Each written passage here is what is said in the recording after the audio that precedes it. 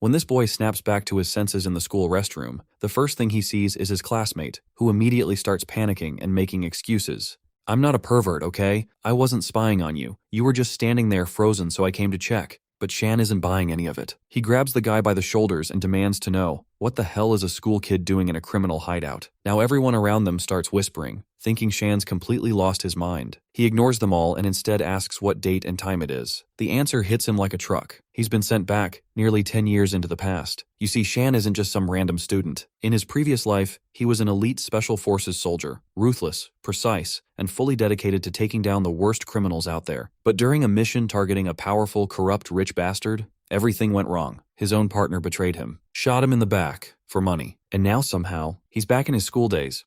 He cannot believe his ears or even his eyes when he catches his reflection in the mirror. He slaps himself hard just to test if this is some sort of dream. When it finally sinks in that his dying wish has been fulfilled, he smirks like a devil. He vows to murder the criminals in this timeline which he failed last before Regression. Just then, a group of girls walks past and his eyes lock onto one with striking purple hair. He finds himself staring shamelessly at her, with his blood rushing from his nose as he mutters to himself. The girls shake their heads and hurry off, calling him an idiot for giving himself a nosebleed with slaps while talking nonsense. Shan clenches his fist as he remembers this very day. The purple-haired girl is destined to be murdered in cold blood, and he swears that saving her will be his very first mission in this new life. He makes his way to the exact spot where the tragedy is going to happen. A few girls nearby are gossiping about how someone spotted a pervert at the school gate. Our boy knows that this perv could just be the one. He clears his throat and knocks to draw their attention. He walks in with a large water can as he did before Regression. He comes up with the same excuse that the water is out in the classroom building again, and he needs to borrow some. He silently fills the can, but inside he is restless. His eyes are flicking toward the bathroom where the purple-haired girl is still showering. He checks the time and right on cue, a scream echoes through the hallway. A girl shouts that a pervert is peeking at the bathroom. Shan turns sharply and spots the filthy man sprinting toward the door. Memories flood back. This was the moment that cursed his very life. On the 12th of April, 2015, a perv slipped into the girl's bath. When the students saw him, they panicked and bolted out, leaving her unprotected. Shan remembers standing there frozen. Back then, he had a chance to act and to stop everything, but he was a coward.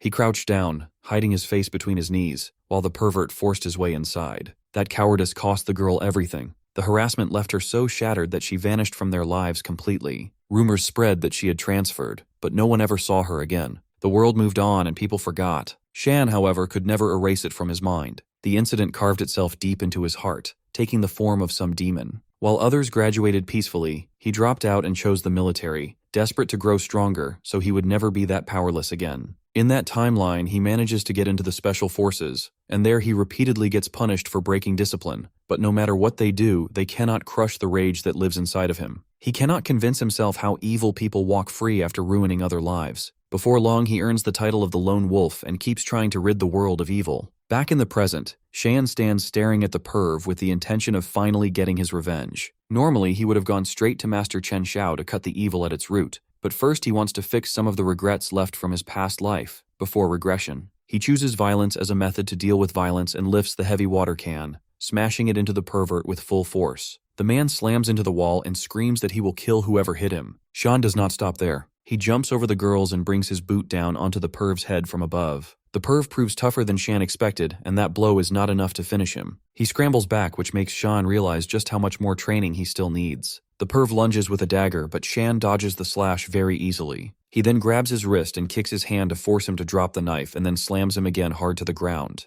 Even after the perv falls, Shan keeps punching the man's head as if it was a punching bag or a sack of fresh potatoes. 10 years have passed, but seeing this face still rips open all the old wounds, so he keeps hitting non-stop. While he tries to atone for his past regrets, the girl he saved pleads with him to stop. She argues that if he keeps beating the man, he might actually kill him, and she does not want him to do that. She thanks him for saving her but asks him to look away as she gets embarrassed. Sometime later, police cars crowd outside, and the officers drag the creep away in cuffs while he tries to make excuses. The man in charge turns to our hero and asks where he picked up those smooth moves from earlier. Shan dodges his question, claiming he just picked them up from movies. The officer doesn't buy it, and points out that no ordinary person could pull off skills like that. He then tries making a move on our boy, clearly fishing to get a reaction out of him. Shan simply fixes him with a cold death stare and reminds him flatly that assaulting a civilian isn't exactly legal. The cop freezes mid-motion, realizing this kid is radiating a killer aura. Just then, The purple-haired girl from earlier steps forward and tries to defend Shan. She shoots him a wink while the officer grumbles that his actions still don't justify treating someone like a punching bag. Sometime later,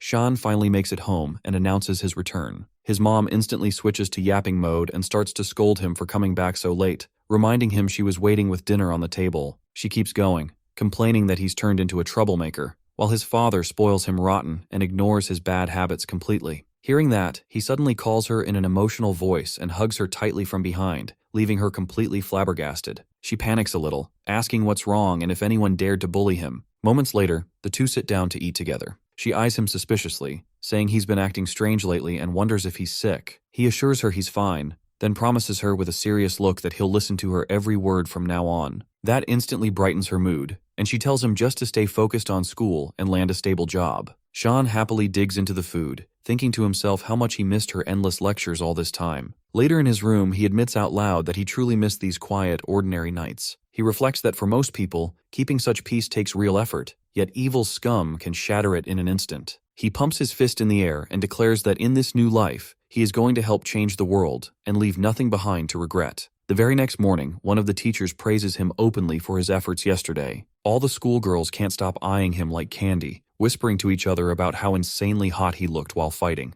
On his way to class, a fat professor also stops him to say a job well done, adding that the principal wants to reward him. Shan looks gloomier than ever, thinking he never expected he would blow up this much. He wonders if class might at least be peaceful, but the second he opens the door, the entire room erupts in chaos. Just then, a bald dude immediately rushes over and starts talking about him excitedly, claiming Shan looked just like a pro fighter. Shan offers to teach him a few moves, which makes the guy even more excited, while a blonde at the front rages in silence. Snapping his pen in rage, the blonde mutters it was just a fight, and Shan can stop showing off already. He slams a hand down on Shan's desk, but our boy doesn't even twitch in response. Shan calmly asks if something is bothering the class rep. The blonde guy smirks nastily and says that Shan didn't bother to turn in his English homework yesterday. Shan slides the folder forward and asks if he's a celebrity now, since the rep himself is showing up just to collect it. The baldy swoons all over again, asking if he should start calling him master. Right then, a sharp tearing sound catches our hero by surprise. The class rep had ripped Shan's entire homework folder clean in half, while smugly stating that this doesn't count and he has to write it all over again. Seeing his hard work torn to bits, his fanboy has a nuclear breakdown and asks the class rep why he had to rip his homework for absolutely no reason. But the rep smugly looks down on our boy and tells him to write it 10 times before the day ends. That makes his loyal fanboy really mad, but the rep's bodyguard quickly warns the chimp to mind his tongue in front of the master. Our boy stands up straight and agrees to write it down again if the class rep also agrees to say sorry. The blonde brat questions why he would ever do that, so he gets in the guy's face and tells him his trashy attitude seriously needs to be fixed. That pops a couple more vessels in the bodyguard's head, and the man decides to punish him with his giant fists. But our boy slides to the side and the man quickly realizes he is way too good at dodging punches. Right then, an innocent girl enters the class and sees the huge guy running straight toward her. Seeing that the punch he dodged is about to hit her, Shan quickly rushes in and pulls her away before she gets her face busted. He then asks the teary-eyed girl if she is okay, and she answers that his fist only scraped her little nose. That makes our boy absolutely furious, and he climbs on top of the huge bodyguard, saying if his hand is used to hit someone innocent, then he does not need his hand in the first place. With that, he snaps it like a twig and leaves the cocky giant screaming loudly and yelling in pain over a tiny joint dislocation. Boiling with rage and anger, the class rep grabs a table by the leg, but before he can even move, our hero jumps him and grabs him firmly by the neck. He then proceeds to choke the life out of the fool before throwing a well-deserved punch. But right before he finally dishes out justice, a teacher stops Shan and asks him if punching kids at school is his latest new hobby. The girl tells the teacher, who is actually the director of the disciplinary committee, that he was only trying to protect her. However, the class rep grins wide as the director takes Shan straight to his office. The man asks our boy if he is crazy for picking a fight with the Yang family's young master. When he asks why that is such a big issue, the man sadly replies that Tianli's father is so influential that even the principal makes sure not to step directly on his tail. While he understands that kids are fired up often in their young days, he advises our boy to suck it up, write an apology letter, and behave more civilized next time. Hearing that, Shan feels conflicted about having to suck up to the corrupt trash and simply move on. But when he steps out of the director's office, he sees everyone gathered outside, cheering loudly for him on teaching the scumbag a lesson. The girl from before also offers him a water bottle in appreciation, smiling softly at her new crush. Seeing all that, the class rep and his bodyguard completely freak out at our boy becoming popular again after a stunt. Gorilla Man angrily asks the class rep if he is really going to just sit by and offers to bring his homies later to beat him up after school. But the class rep tells him to simmer down because he was too hasty before, and beating up the enemy is a low IQ move anyway. He claims the world runs on rupees, and those who wield true power are the ones who make the rules. With that said, he calls his uncle for legal advice and asks the man the best way to get someone thrown into juvenile detention. Back in class, Shan's new buddy starts throwing high kicks and asks if he's doing it right. Shan tells him not to extend too far unless he wants to tear something. Right then, the purple-haired girl from before steps in and asks if Shan belongs to this class. Every guy immediately starts drooling over how gorgeous she is, wondering how bro managed to catch her attention. His buddy nudges him hard, telling him to go meet her already, but Shan just sits there frozen. Outside the classroom, Lin wastes no time and asks with zero hesitation if he's free tonight. She slips him her father's business card and says the man wants to thank him personally. Seeing the family name, Shan instantly recalls that Lin's father had been a rising figure before the rewind, only to mysteriously vanish without any reason later. Taking the card, he calmly tells her to let her father know he was just fulfilling his natural duty as an alpha male. Walking off, he adds that Commander Lin shouldn't stress over such trivial matters. Back in class, his buddy bombards him with questions, and Shan jokes that Commander Lin proposed to marry his daughter to him. Before the room settles, a student arrives saying the principal wants to see our hero. The class rep still wears that nasty grin as he orders Shan to go right away. Soon after, the principal is tearing into him, saying that if the blockhead dies, Shan will be branded a murderer. Looking at the supposed medical reports of skull fractures, Shan points out the ink isn't even dry yet. The principal slams his desk, demanding to know if Shan is accusing him of lying. Scanning the pages, Shan recalls he never even touched the guy's head, and realizes this reeks of the class rep's handiwork. The principal insists he at least defend himself, but the reports look like solid proof. Dropping his hands to the desk, Shan gets serious and tells the principal to come with him to the hospital to meet the so-called patient face-to-face. Getting up close, Shan warns him straight up not to get dragged into this mess, adding that Tianli isn't half as untouchable as he thinks. The principal snaps, stammering like crazy, wondering when this kid suddenly turned into Sherlock with his deductions. Right then, the door bursts open and two officers rush in, declaring that Shan is guilty of assault and must be investigated. Our boy gets marched out of the building in cuffs, while the class rep stands there looking smug. The blonde mocks Shan and asks if he really thought he could challenge him. He even tosses a fake goodbye, but our boy fires back coldly that this war is far from over. Inside the interrogation room, the officer slams down papers and yells that Han Chong suffered 3 cracked ribs. He jabs at the medical notes and orders Shan to sign the confession immediately. When Shan doesn't budge, the cop switches tactics, trying to gaslight him and demanding to know why he would attack a classmate. But our hero stays ice cool, telling him to just pull up Chong's phone and check his transfer records. The officer snaps that Shan is under official investigation, but our boy then calmly replies that he won't say a single word without a lawyer present.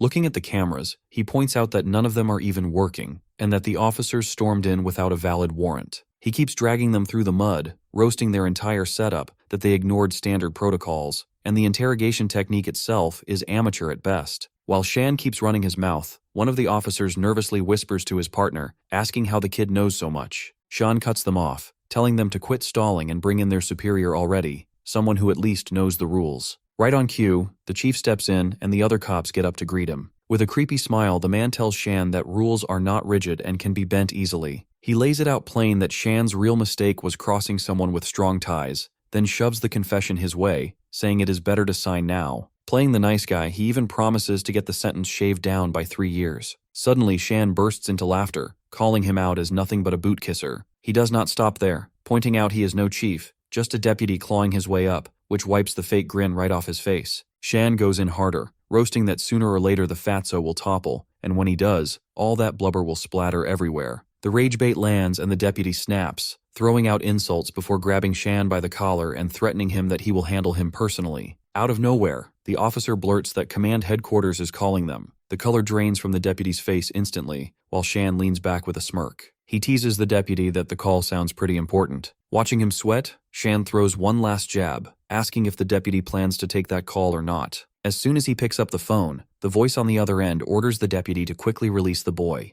The deputy tries to argue they need to follow proper procedure, but then a menacing man in an army uniform barges in, looking annoyed as hell. It turns out to be a man who works for Lin Shi's father, Officer Cheng Shan, who openly declares he hates dumb procedures and protocols. The deputy keeps yapping that barging in like that is a breach of protocol, but the soldier is so fed up, he pulls out a 9mm and points it at the corrupt pig's giant head to demonstrate his own protocol. The deputy finally gives up and drags the man inside, while our boy sits completely unharmed. Chang Shan says it is outrageous that they would arrest someone connected to Colonel Lin without any charges, and the deputy offers lame excuses that sound as weak as him. Our boy thinks his backup arrived a little later than expected, and remembers he gave a letter to his friend to hand to the colonel in case he did not come back. He realizes he would already be in jail by now because of Tianli, and feels glad that his backup plan actually paid off. Meanwhile, Chung-shan hands over the release papers and tells the deputy to fill them out quickly. As the deputy fills in the forms, he realizes the Yang family messed with the wrong people, since the Lin family is insanely rich. A boy with close connections to them is probably dangerous as well. Later in the van, the driver teases Chung-shan that whipping out his gun on a civilian is a real violation. The hothead gets angry and argues that there were no bullets inside, and there is no violation if no one actually reports it. After that, he says hi to Shan and shows his thanks for saving the colonel's daughter earlier. Our boy replies that the colonel helped him out too, so they are equal now. Still, the officer gets curious and admits he wants to see for himself just how skilled he is after he heard Lin Shi praise his abilities. Feeling the officer squeeze his hand like a caveman, he realizes the man is trying to test him, and surely enough the man suddenly throws a chop at his face. Shan dodges it fast and attacks, but the officer dodges that strike too.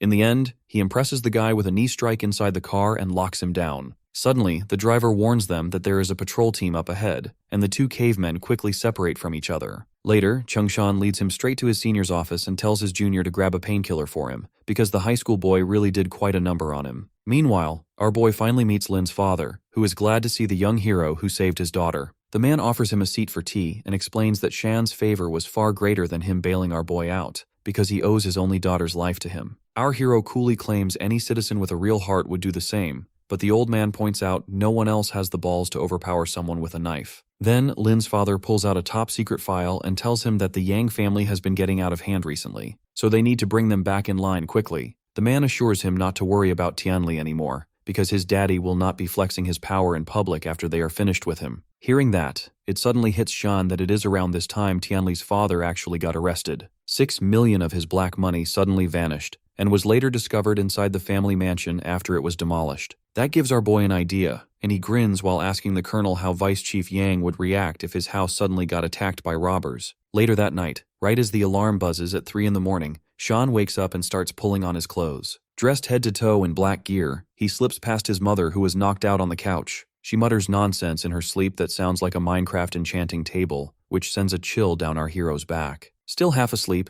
she mumbles for him to come back safe after school, and he jokingly replies that he will be back soon. At the Yang family villa, Shan notices the entire place is crawling with cameras. Hugging the wall, he thinks it makes perfect sense for a scumbag like Yang to be this paranoid. Spotting a blind zone, he checks the time on his watch before breaking into his parkour routine. In no time, he scales the wall and drops into a patch of tall grass. He recalls from his life before the regression that the news claimed the dirty money was stashed inside some decorative piece. The thought makes him wonder how massive the decoration has to be to hide that much cash. His eyes land on the fountain, and it suddenly clicks to him. As he walks up to it, he wonders why it is running this late at night. Shan freezes as he notices something under the water. Meanwhile, a sleep-deprived guard makes his round, mumbling that only a lunatic would try breaking into this place. Suddenly, he senses something is off and yells for the intruder to show themselves. Flashlight aimed forward, he sighs in relief when it turns out to be nothing but a cat. Seeing that the coast is clear, the guard shrugs and walks off. The moment his back is turned, Shan rises from inside the fountain, clutching a bag, nearly scaring the poor cat into another life. Now he understands why the cops never found it in his past life,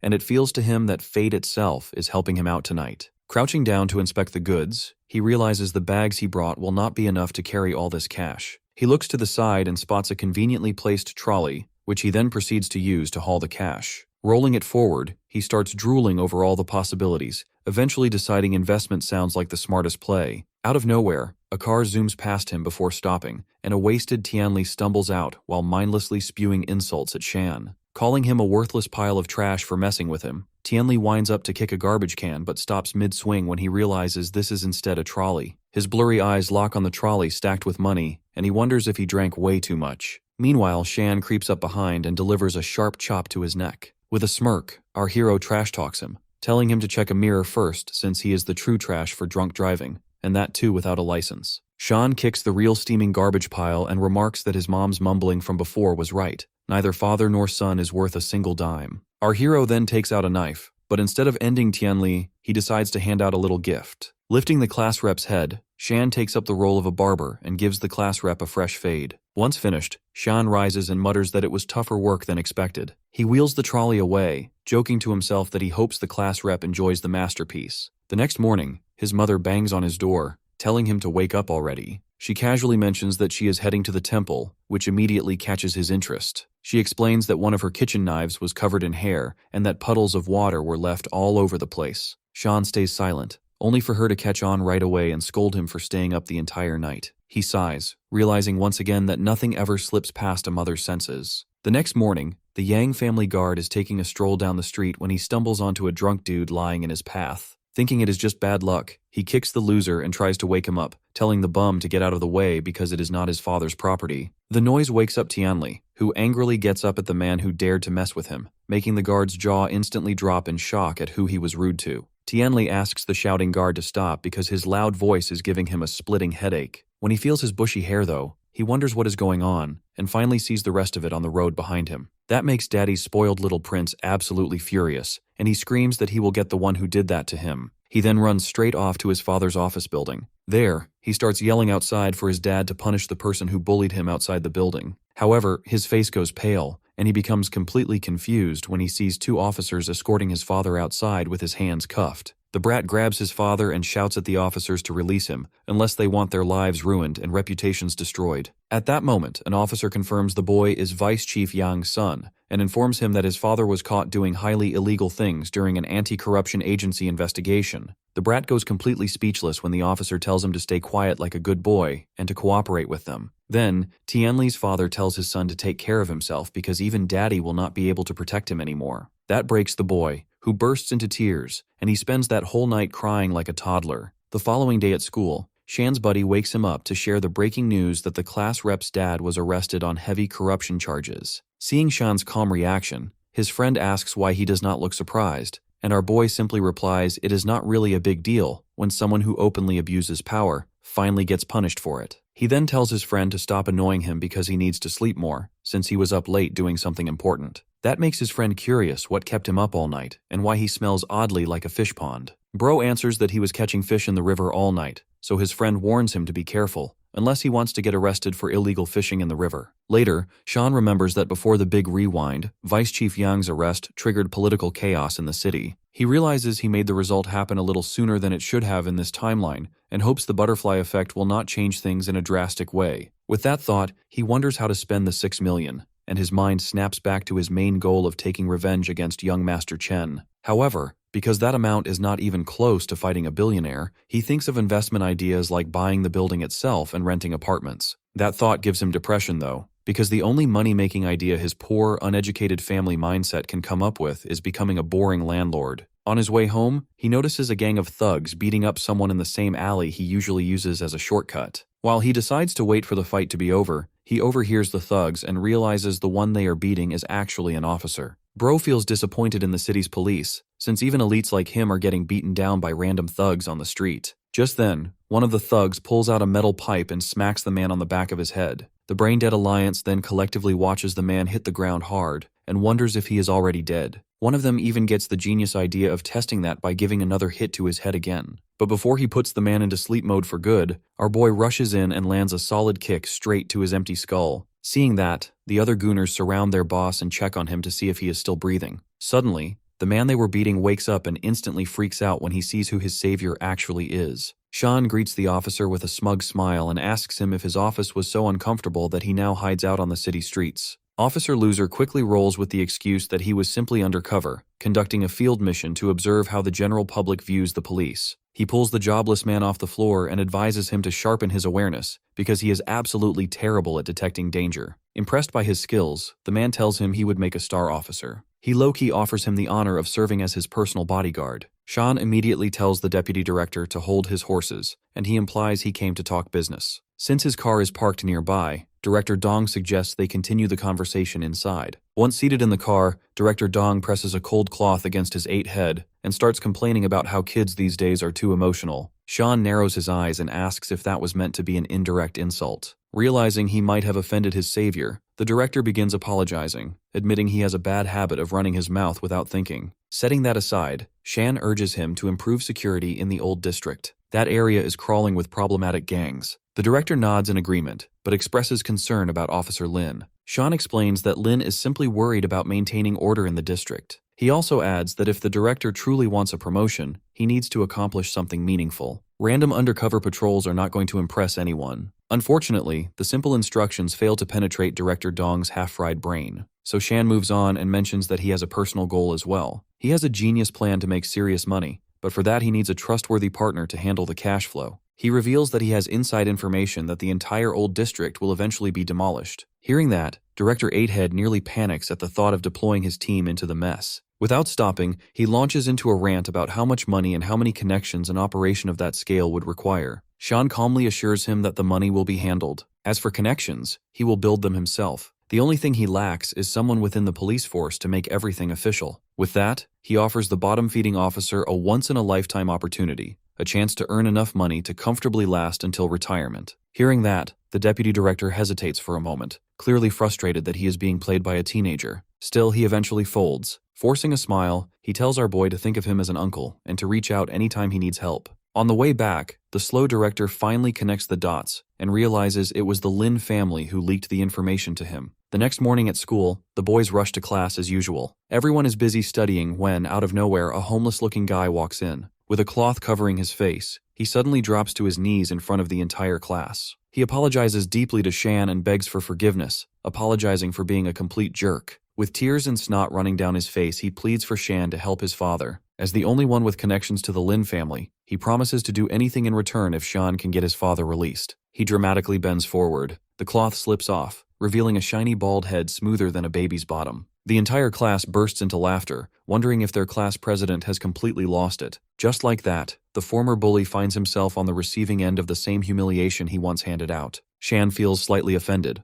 wondering if his haircut suggestion was really so terrible that the guy shaved everything off. Meanwhile, Tianli feels a flicker of regret for telling his dumb stylist to restore his aura at any cost. Soon enough, Shan grows tired of watching the man-child cry. He tells the fool to stop kneeling and get up. Hearing that, the class rep briefly believes he has been forgiven, but Shan quickly makes it clear that he promised nothing. In the first place, his father was arrested because he treated the law like it belonged to him. As his son, he knew better than anyone that it was wrong. Instead of embarrassing himself in front of the whole school, he should be cooperating with the police. Tianli starts crying again, but this time something inside him snaps. Walking away in anger, he declares that he has already lost everything precious to him, and he will make sure Shan experiences the same pain. Later that night, Tianli gathers a group of guys outside Shan's house. Even his lackeys hesitate. They are fine with roughing someone up or smashing a few windows, but setting a fire is straight up arson, a crime too extreme even for them. The blonde bastard shuts down their complaints, claiming it will all be reported as an accidental fire anyway. This is his grand plan to make Shan understand what it really feels like to lose the place you call home. Just as one of them prepares to throw a Molotov, a calm voice speaks from behind, asking if he cannot sleep well when Daddy is not home.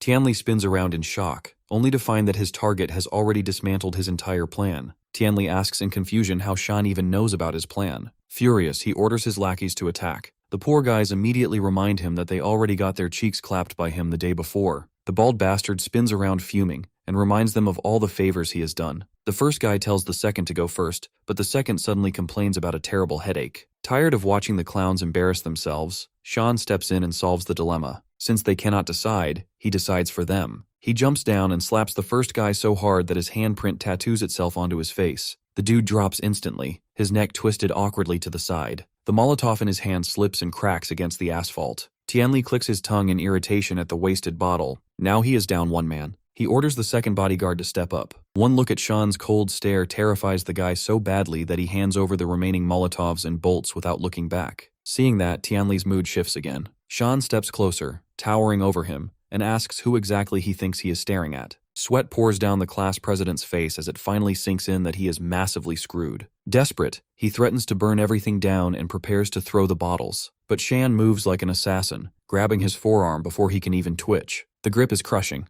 Tianli's hands shake as he realizes he picked the wrong fool to mess with. Suddenly switching tones, he forces a laugh and claims it was all just a prank between classmates. Amused, Shan tells his dear classmate to do him a tiny favor. On the verge of tears, Tianli stammers and asks what that favor is. Shan answers with a ruthless uppercut. telling him to shut up before his mom wakes up from the noise. The crybaby immediately threatens to call the cops, and this time he actually does. But when the police arrive, they arrest the bald idiot for being a public nuisance in the middle of the night. Tianli stares in disbelief, wondering if the officers have potatoes for eyes, because he is obviously the victim here. He even yells at Director Dong for being ungrateful despite everything his father supposedly did for him. The deputy director replies innocently that his father may have done a lot, but he clearly never taught his son how to read the room. He adds one more piece of advice, saying, when you play with fire, you should be ready to feel the burn. With that, he thanks our hero for handling the public nuisance and even offers to celebrate a little. Sean refuses. He needs proper rest because he has serious business to handle tomorrow.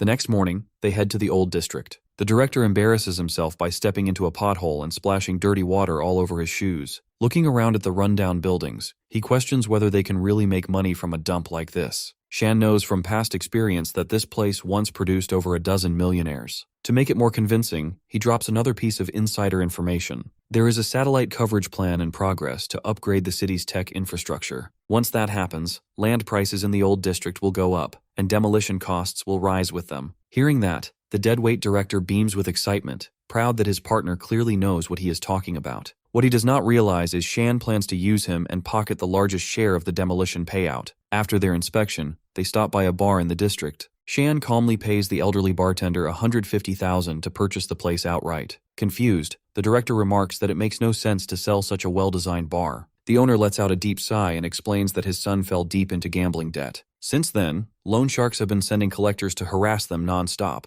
With no other option left, he is forced to use the bar as collateral. The bartender's son turned his father's life upside down, irritating Director Dong. When Shan hears that the debt deadline falls right before the scheduled demolition, alarm bells ring in his head. He asks where the son borrowed the money from. Without hesitation, the bartender replies as if it is common knowledge. Around here, everyone borrows from Chen Jinhu, better known as Lord Hu. In Shan's eyes, Lord Hu's behavior is not normal. It feels like the man is targeting the bar itself, rather than simply chasing debt payments. That suspicion is exactly why Shan rushed to put the place up for sale. An amused grin crosses his face as he asks the director to hold off on signing the contract. Director Dong suggests they sit back and share a drink first. Shan tells Deputy Deadweight they can't afford to relax, because this Lord Hu has the same plan as them. Meanwhile, inside Lord Hu's castle, his woman asks why he is staring at some dirty old street on the monitor when they could be enjoying themselves instead. He assumes the woman will not understand, but he explains anyway that a king must always watch over his kingdom. She playfully asks if that makes her the queen. Hearing that, the dead-serious dictator bursts into laughter. Chen Jinhu has ruled over Jiangcheng City with an iron fist for the past 20 years. He is known as the King of the Night.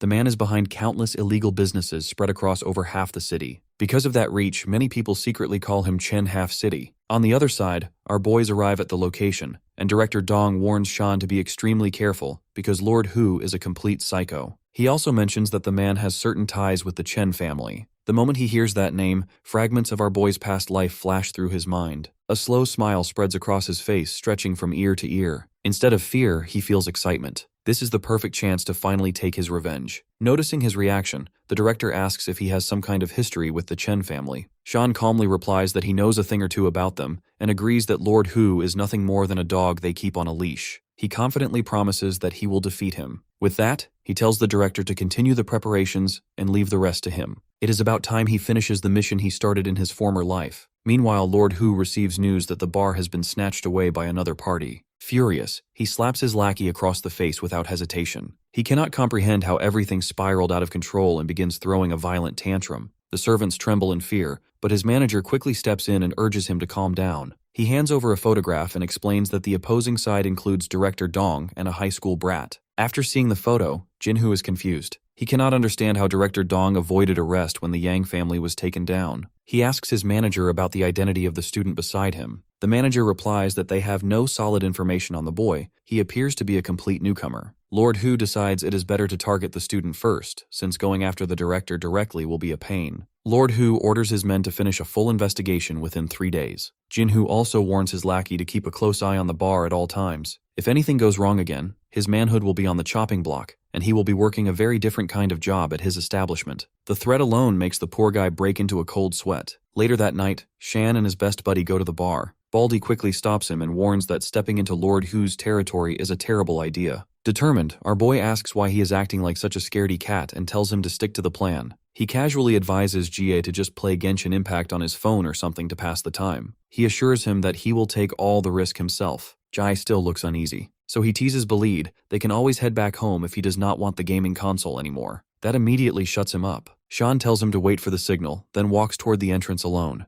In his previous life, he already raided the place once, so he knows about the hidden entrance and the password. He knocks on the door, and a butler-looking man cracks it open slightly, saying they are closed and he should leave. Shan calmly says the secret password, and the door swings open at once. The man studies him carefully and asks if this is his first visit, since he does not recognize his face. To make a bombastic entry, our boy casually tosses a stack of cash into the air like it is pocket change. The waiter's attitude changes instantly. With a respectful smile, he asks what kind of experience the guest is looking for tonight. Sean tells him to show everything this bar has to offer. The waiter claps his hands, and all the hot singles in his area step forward to greet their guest. Sean is then escorted inside Lord Hu's casino where he notices a broke loser begging for money so he can place another bet after losing everything. Sean remarks that gambling is not a game of luck, and then walks over to the counter. There he buys 100,000 worth of chips, and every waiter nearby wishes him good luck. Hearing this, the boy thinks to himself that most people believe luck is the most important factor here, yet no one talks about the reality that it is actually a psychological game. While thinking about the small tricks that can make a difference, Sean takes a seat at a table where two players are already placing bets. The waiter shuffles the cards and deals them, and the MC receives an ace of hearts, a king of spades, and a queen of clubs. Sean carefully watches the fat man sitting at the table as he notices his facial muscles twitch upward, leading him to judge that the man must have received a strong hand. On the other side, the long-haired player remains completely expressionless. Sean studies him more closely and notices the unusually long nail on his pinky finger. He becomes certain that the long-haired man is using it for some purpose, likely to mark the cards. After everyone checks their hands, the waiter asks if anyone wants to raise the bet. The fat man, already convinced of his win, loudly raises it by 5,000. Shan pushes all his chips forward and declares that he is going all in. Seeing him bet everything instantly makes the fat man nervous. Even the quiet, long-haired player begins to feel uneasy, as he wonders whether this is a bluff or some kind of calculated move. Sean pretends to be clueless and raises his hand, telling the waiter that this is his first time playing and that from what he has heard, a player should bet more when the hand is really strong. The dealer smiles and lightly agrees with the idea. When the two players at the table look at Shan, they believe him and assume the newcomer is as clueless as he seems and is telling the truth, so both of them decide to fold. Shan wins the pot instantly, and when the hands are revealed before the reshuffle, the two players are left looking foolish. They realize that the boy was bluffing and had completely played them. They start arguing and demand a chance to win their money back. However, before the dealer can reshuffle the cards, Sean quietly leaves the table while taking his winnings with him. He knows that he cannot repeat the same trick twice.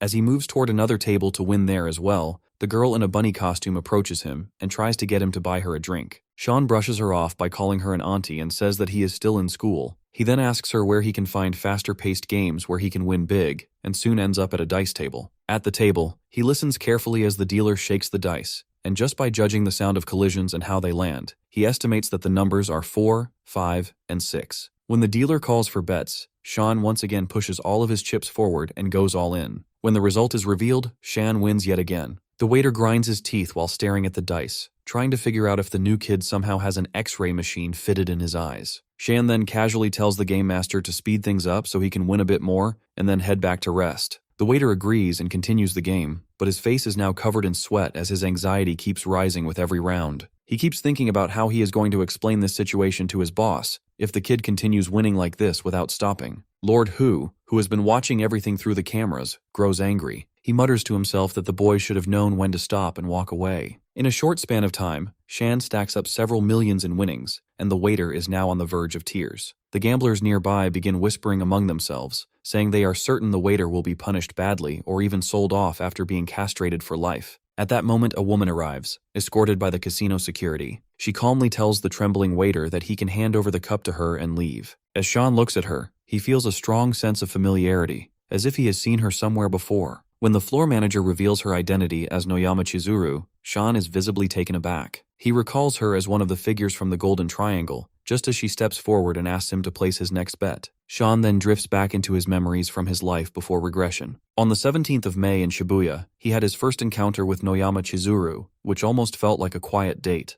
The two were casually talking over drinks when Chizuru pointed out how noisy the place was. She asked Sean if he could think of any other place that carried such a lively atmosphere even at that hour besides this one. Without warning, she told him not to close his eyes, and then stepped up onto the table while gently touching his cheeks with her fingers. She commented that his eyes looked like those of a wolf and said they felt like they were piercing straight through her. She asked him to keep staring at her without looking away. The MC calmly pushed her hands aside and admitted that she was the real dangerous one here, calling her a cat instead. Chizuru leaned closer to him and insisted that she only wanted to make him happy and had no intention of digging into his secrets. By that point, she was clearly drunk and continued talking with Shan throughout the night without holding back. During that time, she revealed a trick related to dice, explaining how one could feel the breath of the dice. She explained that a person needs to sense the language of the opponent's muscles, almost like feeling their heartbeat directly. As Shan returns to the present, he recalls that idea and focuses on reading muscle movement to judge the dice. He observes that her hands are relaxed while the muscles around her neck are tense. He even studies the direction of the folds in her clothes with sharp attention, almost obsessively, as he prepares to read her next move. After rolling the dice, Chizuru asks the boy to place his bet. Shan pushes all his chips forward and states that the result is 333. Chizuru is momentarily taken aback because what she hears sounds completely impossible. She thinks the boy has gone insane,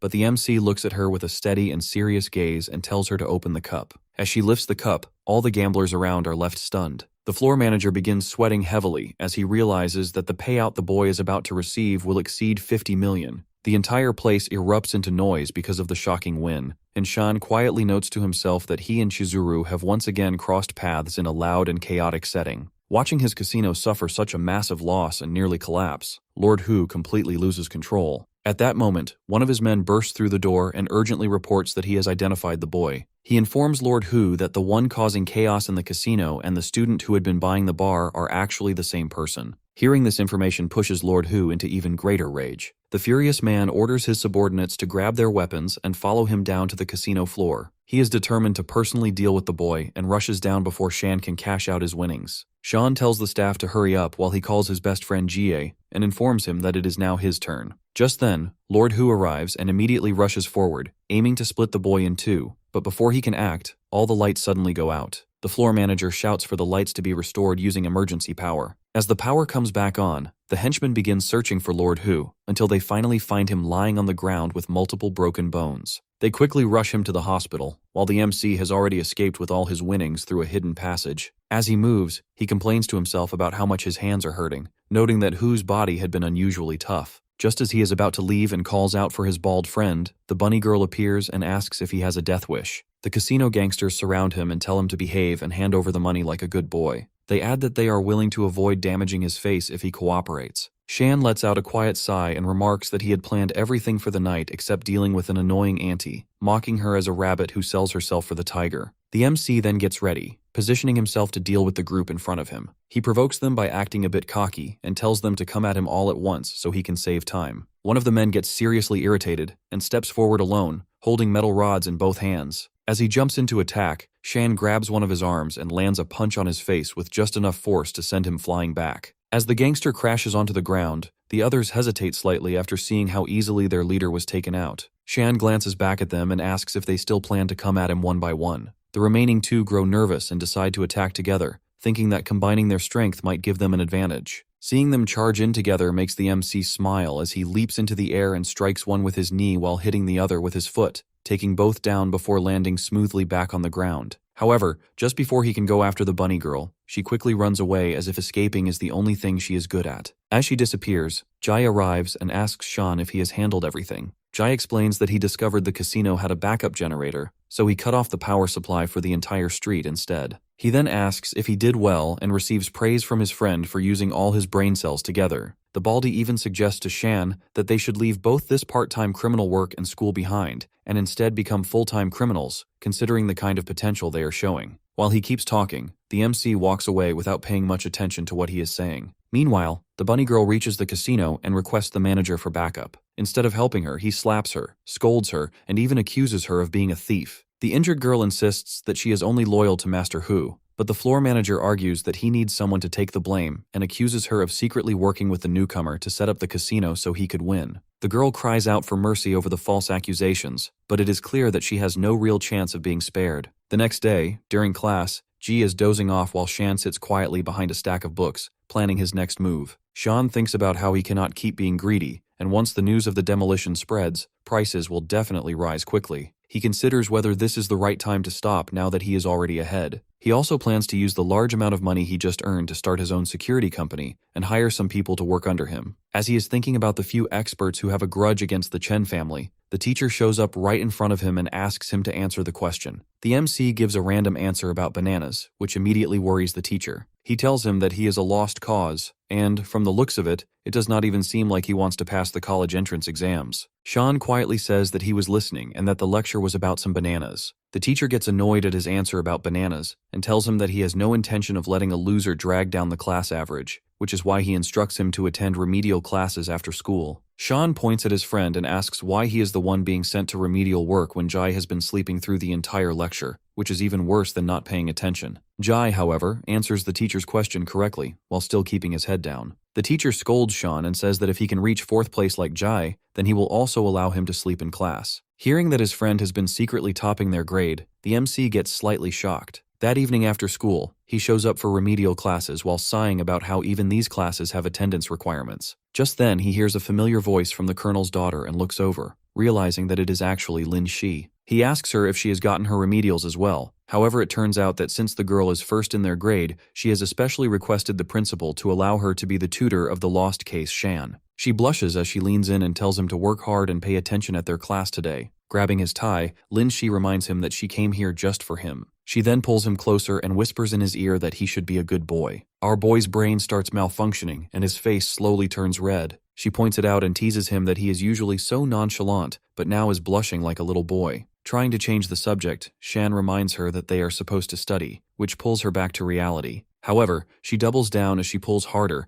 and instructs him to tell her how much force she is applying against his body weight. That leaves him flabbergasted as he says that a beginner noob cannot do physics, so they should start with maths. Lin Shi finally lets go and suggests that they should start with functions instead. While writing an equation on the board, she keeps stealing glances at him and ends up blushing too. The girl completes the equation and tells him to find the domain of the question. However, our boy does not even know what a domain is. The last time he studied was years ago, back in his previous life. Seeing his pitiful state, Lin Shi is in disbelief and walks up to him. She tells him that she will explain everything step by step, but her closeness makes Shan even more uncomfortable. The girl reassures him that she will not pull his tie again, but offers to get him a hairpin so his long hair does not block his vision. That scares our hero even more, and he quickly tells her to just start the lesson. On the inside, Shan is barely holding it together, as he has never felt this nervous, even on the battlefield, and she is clearly on another level. Sometime later, the mental torture session finally ends, and she tells him to review everything they studied once he gets home. She warns him that if he skips the books again, she will be forced to give him some special lessons. As they walk out of the building, she tries to make small talk, but he brushes it off. Finally gathering some courage, she calls his name and asks if he hates her. He quickly replies that he does not, but she presses him further, asking if there is anything more he wants to say. She then blurts out that she likes him, which makes our boy's brain short-circuit. However, she is not embarrassed at all, and repeats that she has a crush on him. That is the reason why she has been trying so hard to get his attention. She then asks if he feels any connection with her too. However, Shan looks terrified and apologizes. He tells her that the two of them are completely different, and that he does not want to ruin her life. When he walks away, she chases after him, insisting that his grades do not matter to her, but he does not turn back. Meanwhile, at an unknown location, a blonde man tells Jinhu that he messed up badly. The macho man begs for forgiveness and makes excuses, saying that the kid was too strong.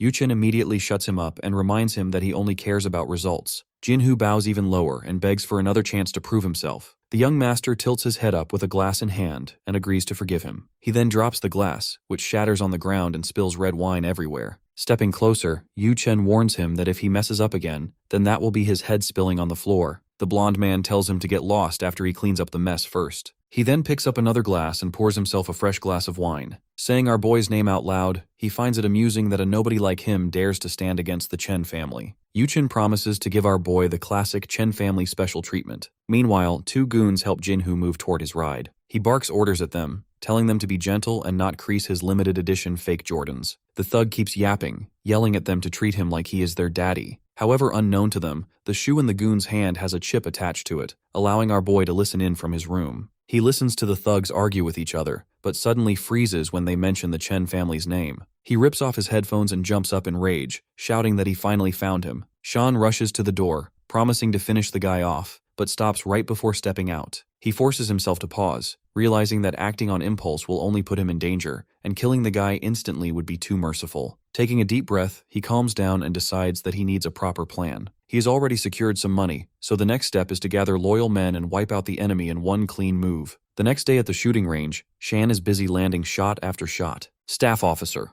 He compares him to another officer, saying that the kid is better. The NPC tries to brush it off, but the staff officer points toward the target. Every single shot has landed dead center on the head. Officer. He praises our boy, asking if he really is just a high school student with that kind of aim. The NPC gets jealous and starts rambling that anyone could do that with stationary targets. Our hero stares at him, then asks the staff officer if he can make a small adjustment. He tells the NPC to toss a shell casing into the air, which makes him even more irritated. The guy eventually agrees, though he is clearly fuming. As the casing flies up, Sean locks in and takes his shot instantly. The bullet strikes the casing with perfect precision, leaving both officers stunned. The NPC still tries to deny it, calling it a coincidence, but Officer He tells him to man up and accept defeat. Getting annoyed, our boy offers to shoot again while blindfolded, but the staff officer pushes the NPC aside and says he has seen enough. He asks Shan what his secret is, and our hero makes up an excuse about shooting balloons at amusement parks. The staff officer actually buys the story, which surprises him even more. Our boy then reveals that he came here to ask for a favor. Officer.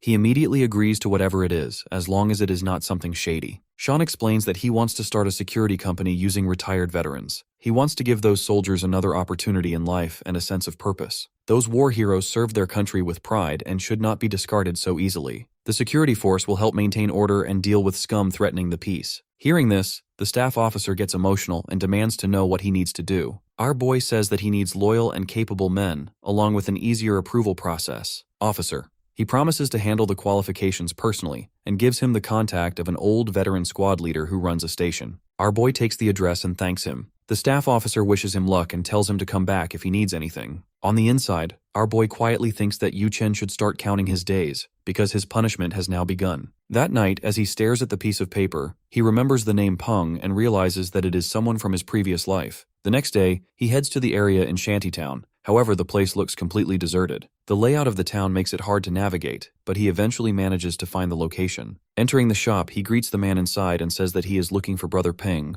The man tells him that he is not taking any new work today, so he should come back tomorrow. Sean explains that he is here on Staff Officer Chengshan's recommendation. The man stays silent as our hero pulls out the paper and says that he wants to talk. The veteran cuts him off, saying that he only fixes things now and is not interested in anything else. Sean lays out his intention, saying that he has a job that could change his current situation. He continues by pointing out that the veteran has unrecognized talent and bluntly states that he is barely getting by. That immediately ticks him off, and he asks where the hell Shan got the audacity to say that. Sean quickly tries to de-escalate the situation, explaining that he is offering loyalty in exchange for money. The veteran remains unconvinced and questions how a kid like him thinks he is even qualified to say that. He adds that if the staff officer really sent him, then he should already know that money alone is not enough to earn his respect. Sean replies that he is aware of that and says that a wild beast cannot be tamed without a whip. The veteran responds that he does not need a whip and instead picks up a pair of chopsticks. Tossing one toward our boy, he challenges him, saying that the first one to drop theirs loses. Sean hesitates for a moment, but then makes up his mind and tells him to start. The two close the distance, but Sean makes the first move by leaping into the air. He swings his chopstick downward, but the veteran blocks the strike with ease. They lock into a brief stalemate, but our hero keeps the pressure on as he follows up with a kick. Brother Peng is forced to step back, while Sean taunts him, asking how well he does when he is on the attack. Taking the bait, the man rushes in and throws a punch. Sean ducks under it and counters with another kick, knocking the chopstick out of the veteran's hand. At that exact moment, a kid walks in, calling out to his brother that he is back. The veteran yells at him to move, but the kid is too surprised to notice the chopstick flying straight toward him. In an instant, our boy dashes forward and catches it just before impact. Brother Peng rushes over to check on his brother, but the kid is completely fine and instead amazed at how fast Sean moved. He even jokes, asking his brother who would win if the two of them actually fought. The veteran stays silent for a few seconds before turning back to Sean and asking what he originally wanted to talk about. He gestures toward the counter, explaining that everything there is the medicine his brother depends on. The veteran forces out the words that he is looking to change his current situation,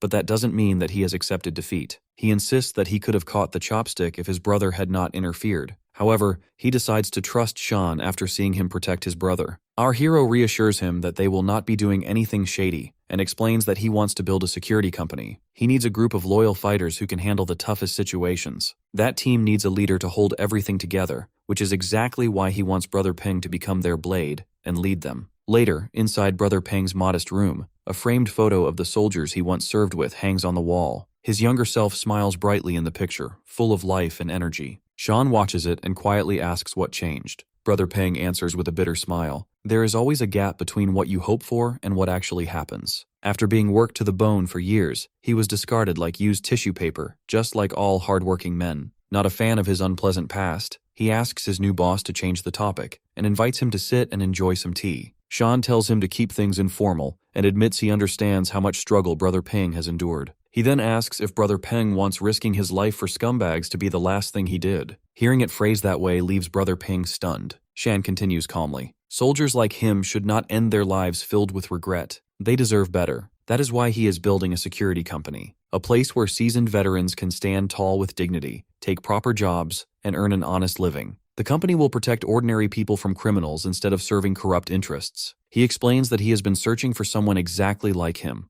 a veteran who has survived hell and knows how to lead a team. Deeply moved by the vision, Brother Peng agrees without hesitation. He swears complete loyalty and promises to follow whatever path Shan lays out. The two share a quiet brotherly moment, bumping fists in celebration. Sean then promises that he will also help arrange the medical treatment Brother Peng's little brother desperately needs. After telling Brother Peng to wait until he reaches out again, Sean takes his leave. On the way home, he passes a few kids playing in the street. A few steps later, he casually glances back and notices a shady figure watching him from around the corner. He feels mildly insulted that Chen Jinhu would hire someone that sloppy to spy on him. Annoyed, he calls out for the failed spy working for that evil thug to show themselves. To his surprise, the spy turns out to be Lin Shi, who feels genuinely hurt by his harsh tone. Confused, he asks why she of all people is stalking him. Lin Shi laughs and says stalking is a bit dramatic. He sighs and turns away, telling her to stop wandering into dangerous places. She immediately repeats his words back at him, reminding him that he should not be skipping tutoring and loitering around either. Her cheeks turn pink as she admits that his bad habits worry her. Irritated, Sean reminds her that he already made it crystal clear he is dealing with dangerous people and she should stay away. Lin Shi smugly questions just how dangerous it could really be. Right on cue, a jeep barrels down the road toward them at full speed. She freezes for a second, confused about why it is accelerating like that. Shan yells at her to move out of the way. Instead, the bird brain jumps straight at him in the middle of the road. She unironically does it just so she can push him to safety like a hero. Then she slips and crashes onto the cold asphalt. Shan quickly asks if she is hurt. Brushing it off, she insists she only did it to make the point that danger does not scare her. Now that's some real dedication there, fellas. The jeep screeches to a stop. A gang of hoodpunks steps out armed with katanas, furious that he has the nerve to show up on their turf on a date after disrespecting their boss. Sean immediately shifts into a fighting stance and tells Lin Shi to close her eyes. Meanwhile, the girl is distracted, stunned that the gang thinks they are dating. The thugs charge at him all at once. It only takes a few sharp jabs and kicks to knock them aside. Suddenly, Lin Shi screams a warning. One of the men lunges from behind with a sword. Sean braces himself, knowing he cannot dodge in time. A perfectly timed gunshot rings out. The bullet strikes the blade, knocking it clean from the attacker's hand. The thug stares in disbelief at his trembling fingers and the bullet lodged in his sword. From the rooftop of a nearby building, a cold voice warns them that the next shot will not miss if they dare lay a hand on their young lady. While Lin Shi is being treated in the hospital, our boy waits anxiously outside the room. Anger burns in his chest after learning that the Chen family tried to harm her. He silently swears that he will make them pay for it. Suddenly, a nurse steps out and asks if any family members of the patient are present. He quickly asks how Lin Shi is doing.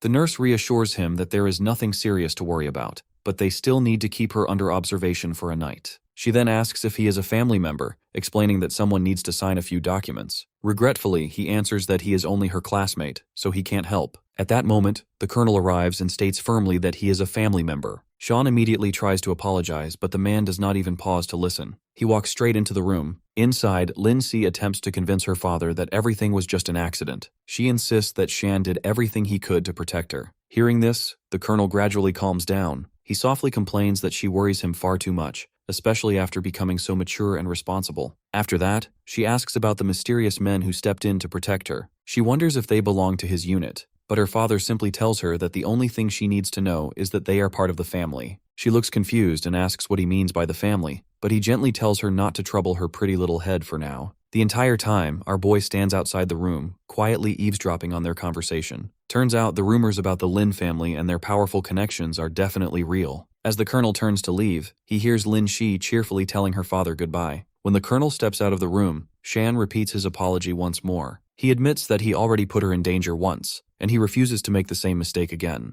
The colonel coldly replies that words alone mean nothing. Overwhelmed with guilt, our hero sincerely blames himself for everything that happened. It is his fault she got hurt, and he says he is truly sorry. Grabbing his shoulder firmly, the colonel tells him that if he truly wants to apologize, then he should take revenge on the bastards responsible for all of this. Hearing that, Shan says he will definitely teach them a proper lesson. The colonel replies that he believes him, but he only has one daughter. He cannot afford to let something like this happen again and again. After that, the colonel tells him his parents must be worried about him, so he should head home. Later that night, he listens to a conversation between a lackey and Yuchen. The lackey reports that they have already given the boy a warning, but in the process, the Lin family's young lady suffered some minor injuries. Yuchen remarks that it is nothing to worry about. It's a good way for him to finally observe how the colonel reacts. Moving on, his lackey assesses that Shan is just an insect they can crush anytime they want. Hearing this, my guy is annoyed that the bastards talk big after he gave them a whooping. After that, Yuchen suddenly reveals that the demolition project is only a cover. Once his network is completed, all the business will belong to the Chen dynasty. He emphasizes that those buildings are crucial to the entire plan,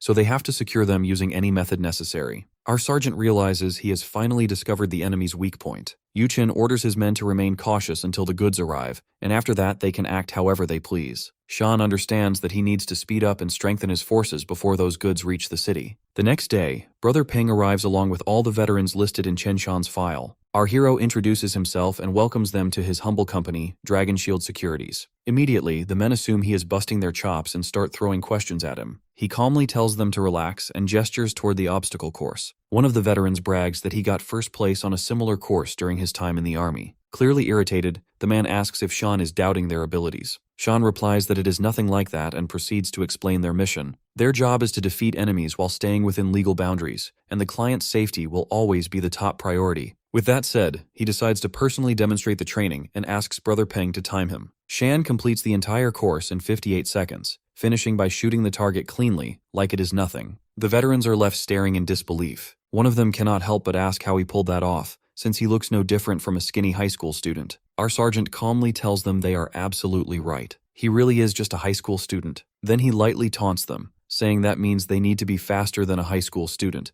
Otherwise, that would be pretty pathetic. It would be seriously embarrassing if they turned out to be a bunch of old men who cannot even protect themselves, let alone a client. Fired up by his mocking tone, the veterans instantly get pumped and declare that they will show him what a real soldier is capable of. Without wasting another second, they jump straight into training. At last, his ultimate team has finally been assembled, and he plans to use it to crush his destined enemy along with his filthy business. The next morning, Shan heads back to the old district. He rings the doorbell of a worn-down house, and a chubby elderly woman steps out, squinting at them suspiciously. She asks what they want. The boys politely introduce themselves as a new security team operating in the area. They explain that they are checking whether residents need help with anything, whether it is loan sharks demanding protection fees or petty crimes like theft. Next, Shan looks directly into her eyes and calmly asks if anyone has recently gone missing. The woman's expression changes instantly. Panic flashes across her face. She hurriedly claims everything is perfectly fine and slams the door shut. After that, almost everyone they approach either refuses to talk or awkwardly changes the topic the moment missing persons are mentioned. Their previously friendly tones stiffen,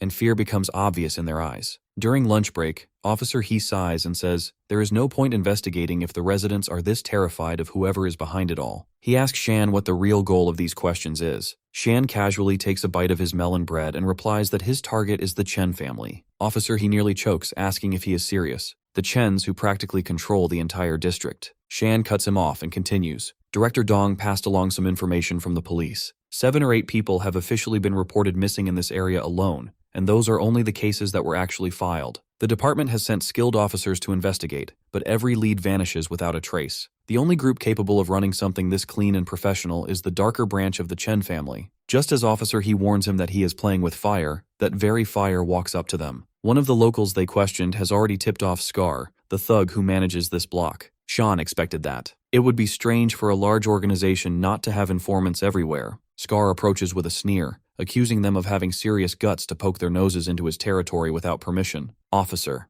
He steps forward to defend Shan, but Shan places a hand on the veteran's shoulder, signaling him to stay back. He decides to handle the gangster with the ridiculous haircut himself. With a smug expression, Shan questions whether Scar truly deserves to call himself a boss if he gets this worked up over him chatting up some neighbors. His smug attitude instantly ticks Scar off. Furious, the boss orders his right-hand man, Big Mac, to crush the ignorant fools. Big Mac unleashes his ultimate move, Human Bowling Ball, charging forward to steamroll the enemy. However, Officer He casually grabs the bowling ball before it even starts rolling, visibly disappointed by the lame name of the attack. Without mercy, he slams Big Mac into the floor, sending the ball straight into the gutter. Seeing that, Scar feels a chill run down his spine, but still sends 2 guys at once to overwhelm him. In the meantime, he declares that he will personally humble the cocky high schooler. Scar's underling gets yelled at when he dares to question why his boss is leaving the big guy to them, obviously taking the weak one for himself. Offended by the insult, our boy invites the guy to take a shot at him if he really looks that weak. It would be a real shame for his street career if he loses a fight against a high schooler. That provocation successfully rage baits Scar, who gets pumped up and charges in, ready to drop him. However, the one who eats a painful punch to the face and gets dropped first is the boss himself. Seeing their leader go flying after that knuckle sandwich, the rest of them freeze in shock. After that, Shan gives the underlings some solid advice. He never planned on causing a scene, and it is not like they have what it takes to win anyway, so it is best they drag the losers back to wherever they crawled out from. Watching their targets walk away right in front of them, Officer He questions why he is letting them go. Sean uses the analogy of fishing, saying you should not reel the fish in too aggressively. Sometimes you let them swim a little longer. They quietly follow Scar's lackeys back to their hideout after that. After all of Scar's men leave, the man pauses with an intense look on his face. He checks that no one is around, then turns in the opposite direction from his house. Slowly, he makes his way to the back of a warehouse where a black car is parked. The driver steps out and opens the trunk. Peeking from behind a wall, the boys immediately realize there is definitely something illegal inside. A large sack tumbles out of the trunk, and something inside it struggles and shifts violently. Scar shouts at the wriggling, screaming sack, ordering it to calm down and behave. Only then do our boys realize there is actually a real person stuffed inside, and they are watching a kidnapping unfold right before them. Officer. He is about to lose his temper and rush in immediately, but he stops when he notices the scums attempting to escape. The enraged man turns to our hero for guidance. He suggests they either watch, trail them, or call the police on the 2 thugs. Right on cue, Shan rises from his hiding spot, boldly announcing that he is with the police. He commands Scar and his partner to freeze where they stand. Our hero's partner is stunned by how things turn out, but chooses to go along with the act. Scar and his buddy are shocked that the police managed to track them down, but quickly see through the lie when Scar recognizes Shan and his lackey. His partner draws a concealed knife, ready to defend himself. Scar insists that they are merely security guards. The 2 begin arguing about whether they should teach the intruders a lesson, Scar doing his best to warn his partner that these men are not ordinary guards. They are professional fighters. Sean wastes no time and rushes straight at the 2 fools who argue with each other. Scar's friend lunges forward and tries to stab our hero, but the strike gets parried with ease and he takes a hard punch instead, while his buddy's warning falls on deaf ears. The poor guy flies back and crashes into the wall like a rag doll, which makes Scar question every choice he makes in life. The thug yells at his stunned partner that he warned him, but stops mid-sentence when Officer He steps in and draws his focus. The tall giant towers over the shaken bad guy and asks why he tries to run from them. With clear disappointment, Officer He reminds Scar of their code, which says that all good and bad must be shared together. Scar tries to argue that they already share a hard time earlier that same day. In need of any reason to beat up the thugs, our boys conveniently forget the earlier encounter. They deal with the criminals in no time and move to free the person inside the sack. To their shock, it is Yang Tianli. His former class rep, tied up and gagged, looks at his confused rescuers with teary eyes. Back at the police station in the interrogation room, Sean and his partner meet Director Dong to hand over the blondie and talk about this shocking twist. The director explains the poor blondie's tragic situation. His father goes to trial, his house gets seized, and on top of that, he gets expelled from school as well. The boy has no choice but to give up his life of luxury and ends up homeless, which is one brutal downgrade. As if that slap from fate is not enough, he almost gets kidnapped by those bargain bin thugs too. Dong and the others pity his bad luck, but our MC cuts in and asks about the situation with Scar and his crew. The director lowers his voice and says the interrogation is over, but the men have little connection to the Chen family and only take paid gigs. Our hero asks what kind of gigs they take, and the deputy explains that they move illegal goods to the warehouse district. Real classy side hustle. A light bulb flashes in our MC's head when he hears that the warehouse district belongs to the elusive Chen family he hunts. The director lets out a tired sigh and says the business they show on the surface is clean, and they lack solid proof to approve a search. The two step into the director's office for privacy, where a map of the area waits on the desk. Shan notices that the Yongfeng warehouse links to the old city district through an abandoned railway line. The pieces finally fall into place inside his head. He figures the Chen family uses the chaos from demolition as cover to build this shady route and move their goods without heat. Shan tries to persuade the deputy to use the problems in the warehouse district as a reason to inspect the place. The old man starts to sweat and attempts to scare our hero, claiming some mysterious higher-up shields the Chen family from trouble. How convenient. Our hero sees straight through the bluff and decides to flip the lie back on him. He lets the man know he profits well from the old city demolition projects and proposes a deal. As long as the Chen family stays out of his way, he can keep stuffing his pockets with more projects. Shan adds that if they want to split the rewards from those deals, they first need to bring down the Chen family. Director Dong falls silent with a tense expression. Shan tells him a director like him should not shrink before little bugs like this. The old man suddenly raises his voice and declares he will not allow this injustice to stand. Not for himself, but for the sake of the many poor people who suffer without answers. He boldly states that he will bear the pressure from the higher-ups if that is what it takes for the plan to move forward. A faint smile forms on our hero's face, who calmly says this is exactly the answer he hopes to hear. Shan extends his hand toward the director and asks for the official document that grants assistance in the police investigation of the warehouse district. Director Dong blinks at the sudden request, but he agrees without giving it much thought. He reminds him to stay cautious, since the Chen family does not deal kindly with troublemakers. Our hero gives a confident smirk and replies that he is not easy to deal with either. The scene shifts to a rundown warehouse far from the city, where Shan and his three-man squad watch from a concealed spot nearby. The team studies the area, and Shan notes that cameras cover nearly every corner, while guards patrol the grounds without pause. For a moment, no one sees a clear way inside this fortress of a warehouse, but he quietly pulls out a full map of the complex and lays it before them. He points to a blind spot where a tall tree stretches over one of the cameras. Next, he assigns two men to slip in from that angle and disable the backup power and surveillance. The pair head off in the opposite direction. Meanwhile, Shan and Officer He move toward the sewer line to begin their own entry. At the sewer entrance, he cuts through the bars and chains with bolt cutters in a few snaps. The two slip inside and enter the facility through a manhole cover. From there, they spot two guards who slack on duty and chat about the blind spot Shan found earlier. Our heroes waste no time and knock the two clueless fools out cold.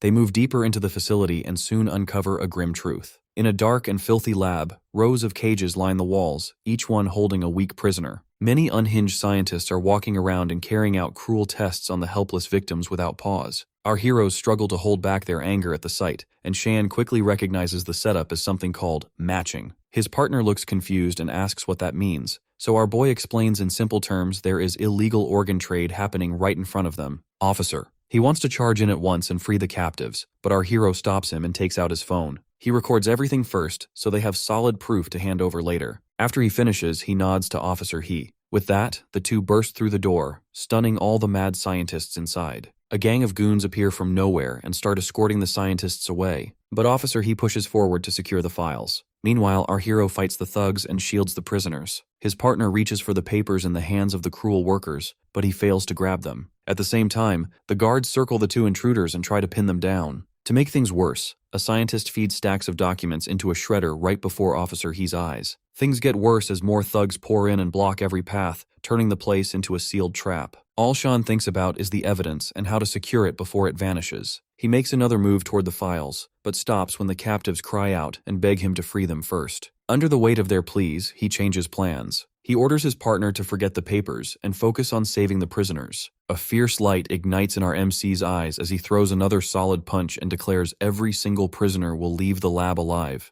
The next day, inside the police department archives room, Shan informs the director that all the hostages have been rescued, and he will leave everything else to him. Then he shows the director the evidence, which includes all the records about the imprisonment. It also mentions details of the medical operations. After he takes a careful look at the evidence, Director Dong tells our boy that he discovered something huge. This time the Chen family will not leave him alone quietly. Our boy mocks him and says he sounds like a scared little cat already. The director gets angry and yells back at him. He asks why he would step back now when things have finally become interesting. The bullet is already loaded in the gun and it must be fired. In the end, though, everything depends on this one decisive move. The following day, a random guy asks the newspaper seller for a paper and inquires what all the loud fuss is about. The seller tells him that his missing son has finally returned home safe. The guy says he does hear about the rising number of kidnappings and asks what really happened behind the scenes. The shopkeeper tells him to just read the bold headline. After reading it, the man stands shocked and wonders how something like this even happens in broad daylight. Meanwhile, Director Dong attends a press conference and tells the reporters that he has officially formed a special task force that reports directly to him alone. He assures them that they will carry out a detailed investigation of the company and all the people connected to this case. One reporter asks what he plans to do if the Chen family is truly involved in it. With a firm grin, he says he will definitely bring justice to the gang behind all this mess. The scene shifts to the Chen family estate, where Lord Jinhu lies on the cold floor, badly beaten by his own nephew. Yuchen stands over him and assures his uncle that he will take care of everything from here on. He sarcastically says his uncle is an amazing watchdog, who can only watch and do nothing worthwhile. The warehouse got raided in his presence, and even the entertainment city slips right out of their hands. After that, the young master asks Jinhu if he truly understands how big a loss they suffered, all because someone manages to plant a microphone on him. His uncle quickly replies that this will never happen again. He begs for another chance with a shaky voice. Irritated, Chen says he must have grown a bit too soft after working with him for so long. The young master then tells him to join him for a quiet walk by the river. He orders his men to clean up Lord Hu and change the carpet, since it looks far too dirty now for his highness. In truth, the Chen family's young master already planned to erase Jinhu from the start. His men carry out the order without any delay, and they dump the body into the river like it means nothing. A subordinate soon reports that everything is finished cleanly. Yuchen tells his men to disperse and orders the driver to head back. During the drive, his assistant shows him a video taken from the warehouse security cameras. When Yuchen sees our boy's face on the screen, he immediately recognizes him and asks his assistant for his name. His assistant tells him he goes by Shan. The young master replies that it is a rather bold name for someone like that. The assistant explains that their sources say he runs a security company under his own name, and he also has ties with the police. He continues that the warehouse raid is carried out by a security company, the same company under Shan's command. After hearing all of this, Chen suddenly burst into laughter like a psycho who finds this challenge a little too entertaining. He admits he first thought his enemy was just some random nobody, but it seems they walked straight into his trap without even realizing it. Now it does not matter if Shan acts alone or if someone is pulling the strings behind him. For daring to offend the Chen family, he will have to pay a very heavy price. Fast forward a few hours later, Chen is back in his mansion. He dials a number and tells the person on the other end to hire the best cleaner available. He orders him to get rid of our boy as soon as possible. However, the man on the phone suddenly snaps, and it turns out to be his grand uncle, who starts lecturing him for causing such a mess. The old man tells him that he has deeply disappointed the family and dragged them into unnecessary trouble. Because of this, they have decided to lower his succession rank and cut his assets in half. Yuchen tries to argue, but his grand uncle shuts him down and warns him to stay quiet for now and kneel at the ancestral hall. As the call abruptly ends, the blonde stares at his phone, wondering what just happened. He throws it to the ground and starts ranting, claiming that the family treats him like a dog. Yuchen then bursts into manic laughter and decides to pin all the blame for his situation on Shan. Coming back to our boy, he is standing in line for demolition compensation funds. The old man behind him asks if he is here for the payout too and wonders how many units he owns. Shan casually raises 3 fingers, which leaves the geezer shocked that he has 3 units. Our boy starts to explain, but then stops himself, realizing the old man might pass out if he finds out it is actually 3 buildings. Finally, it is his turn. The staff at the counter tells him to read the document and sign it. Once everything is completed, Shan reassures himself that all his hard work will pay off. Over the next few days, his company officially takes shape, and the veterans begin their training. Throughout all of this, the only time he gets to relax is when he is at school. The next day, Lin Shi walks up to him and expresses her surprise that he ranked at the top in the midterms, saying he must have worked really hard. Completely oblivious, Shan replies that he did not study at all and simply relied on his intellect. That instantly annoys her, and she tries to kick his leg while shouting that he should be praising her tutoring instead. She grabs his tie again and teases him, saying that he always gets nervous around girls. A crowd quickly gathers as the male students grow jealous of how casually Shan is interacting with the school's idol. Just then, a guy pushes through the crowd and calls out to him. He states that Shan's previous misconduct can no longer be ignored.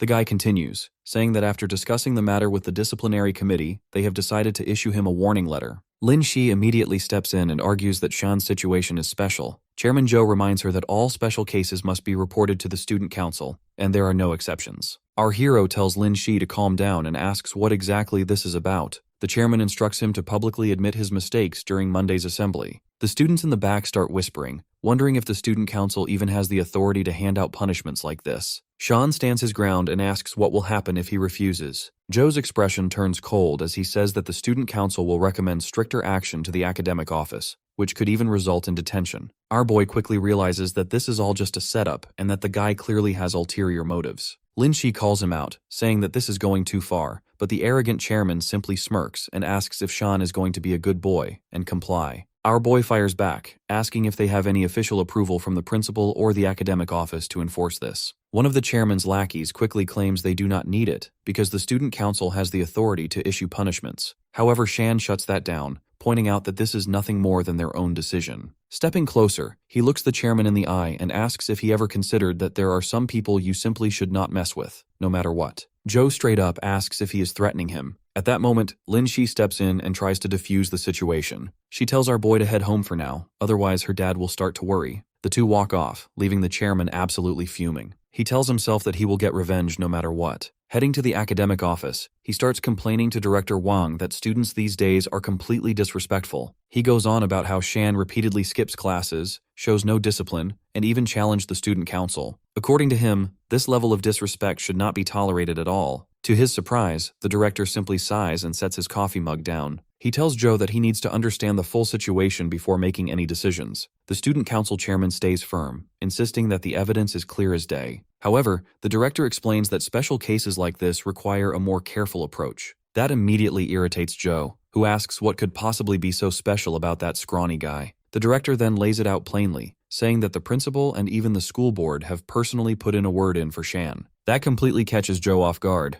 The director continues, asking if the student really thinks he is at the top of the food chain. That is far from the truth, as there are people above him he cannot afford to offend. Hearing this, Joe grows even more frustrated, unable to believe that someone like Shan has such powerful backing. The director stands up and gives him a piece of advice, telling him not to get on Shan's bad side. He warns him that the Yang family once thought they were untouchable too, and look how that turned out. Joe fails to take the hint and keeps pushing, but Director Wang cuts him off and tells him to calm down. Realizing he is getting nowhere, Joe storms out, telling himself that if he does not punish Shan now, the guy will only grow more arrogant. Meanwhile, the director sighs again, commenting that the younger generation really needs to be more understanding. Sometime later, the student council chairman heads to a local bar to drink away his frustration. The girls there try to cheer him up, telling him to relax. One of the girls gets a bit bold and suggests that he forget everything and just enjoy himself. However, at that moment, Zhao snaps, pushing her away and berating her for acting so familiarly toward him. He then yells our boy's name at the top of his lungs. At that moment, Yuchen speaks up, stating that he must really hate Shan for acting like this. Joe turns around and demands to know who is laughing at him.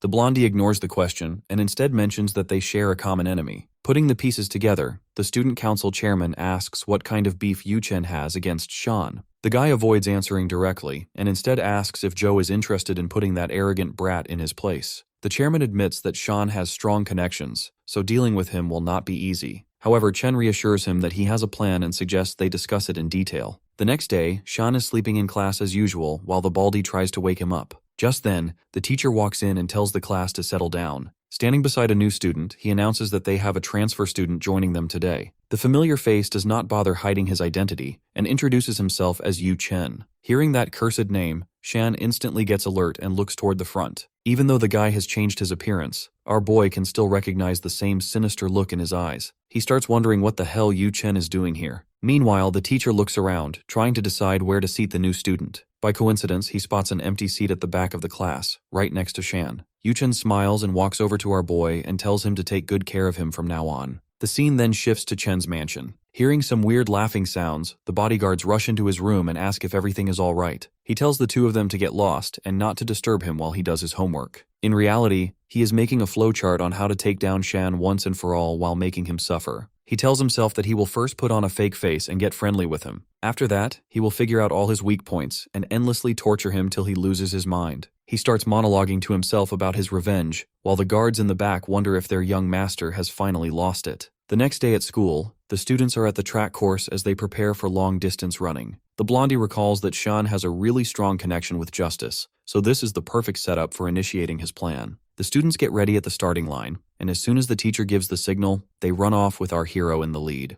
Running beside him, Yuchen pretends to slip and dramatically calls out that he is going to fall. However, our boy completely ignores him like your ex and keeps on running. The blondie is left confused as to why his foolproof plan failed. He starts fuming, wondering if Shan didn't notice him despite calling out to him. At that moment, the sports teacher suddenly appears and puts a hand on his shoulder. The teacher tells Chen that he needs to be taken to the infirmary right away. However, the guy tries to decline. The teacher remains persistent, stating that Chen must have injured himself since he fell so dramatically. Ignoring his protests, the teacher picks him up and carries him away while he throws a tantrum. The man reassures Chen that he was a pro weightlifter in his early days and tells one of his students to take over for now. Watching the new kid get carried away like a princess, Baldy wonders if the guy is special in the head or something. Even Sean is confused whether Yuchen is actually this clumsy or if he is deliberately trying to get him to lower his guard. The next day, during a chemistry lecture, the teacher instructs the students to form groups to study. Yuchen thinks this is the perfect chance and walks up to Shan, who is busy sharing a brain cell with Baldy. The blonde then calls out to him and asks if he can help him understand what the teacher explained. Jai stops him right there and states that our hero has already formed a group with him.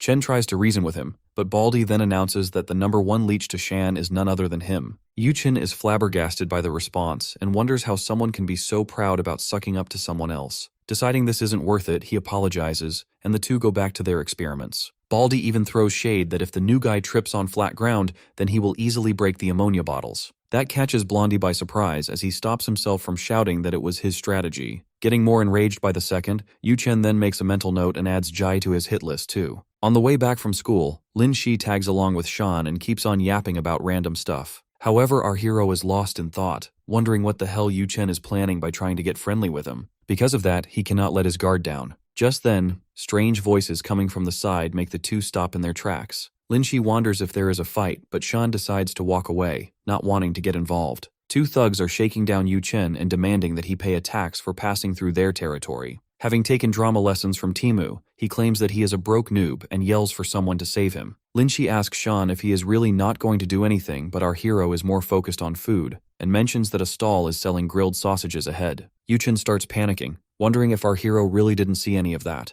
Dropping out of the act, he grabs the thug by his collar and orders him to throw a full-force punch. The thug gets scared, not even daring to think about doing that, but the blonde then threatens to chop his fingers off. Seeing no other option, the thug apologizes in advance and throws a heavy punch. Yuchen flies backwards from the impact but smiles as he silently eggs Shan to look this way. The punch lands so hard it knocks out one of his teeth, which turns out more fragile than his ego. Even then, the psycho orders his lackeys to keep beating him. They are not allowed to stop until the black-haired guy shows up to save him. The thugs hesitate, but he threatens to rip their teeth out with his bare hands if they disobey. That is enough to make them go pale and do what they are told. He starts screaming in pain so loudly that even Lin Shi feels uncomfortable listening to it. Her sense of justice kicks in. Turning around, she declares that she cannot just stand by and watch a classmate get bullied like this. She marches straight toward the hoodlums who are beating Yuchen up and tells them to stop, as if that alone will make them reflect on their life choices. The guys click their tongues, annoyed that it is not the black-haired target they were waiting for. Trying to stay polite, at least by thug standards, they tell her to leave quietly since this has nothing to do with her. Lin Shi refuses. She insists it absolutely is her business. As a fellow student, it is her duty to protect her classmates. Wonder Woman over here plants herself in front of Yuchen, shielding him from his own hired goons. The purple-haired guy tells her to be a good girl and scram. He warns she might get hurt because he does not know how to go easy on girls. That only backfires. Lin Shi stands her ground even more, saying she does not negotiate with scumbags. Giving in would only make them more self-confident in the future. Purple Hair is annoyed she called them scumbags. They argue that they are just poor students trying to earn some money. Lin Shi shoots back that if beating up classmates is their best career option, they need to get a life. Fed up with the girl lecturing them, the second guy swings a punch. Lin Shi flinches but stands her ground, ready to take it head on. Right before it connects, Shan saves her in the nick of time. Lin Shi instantly lights up on seeing him. Meanwhile, Yuchen hides a satisfied grin, delighted that his brilliant little plan is finally unfolding perfectly. Shan steps forward and calmly tells the hoodlums to crawl back to wherever they came from. After the thugs scatter, Shan immediately checks if Lin Shi got hurt and scolds her for being recklessly brave. He asks her not to pull something that stupid again.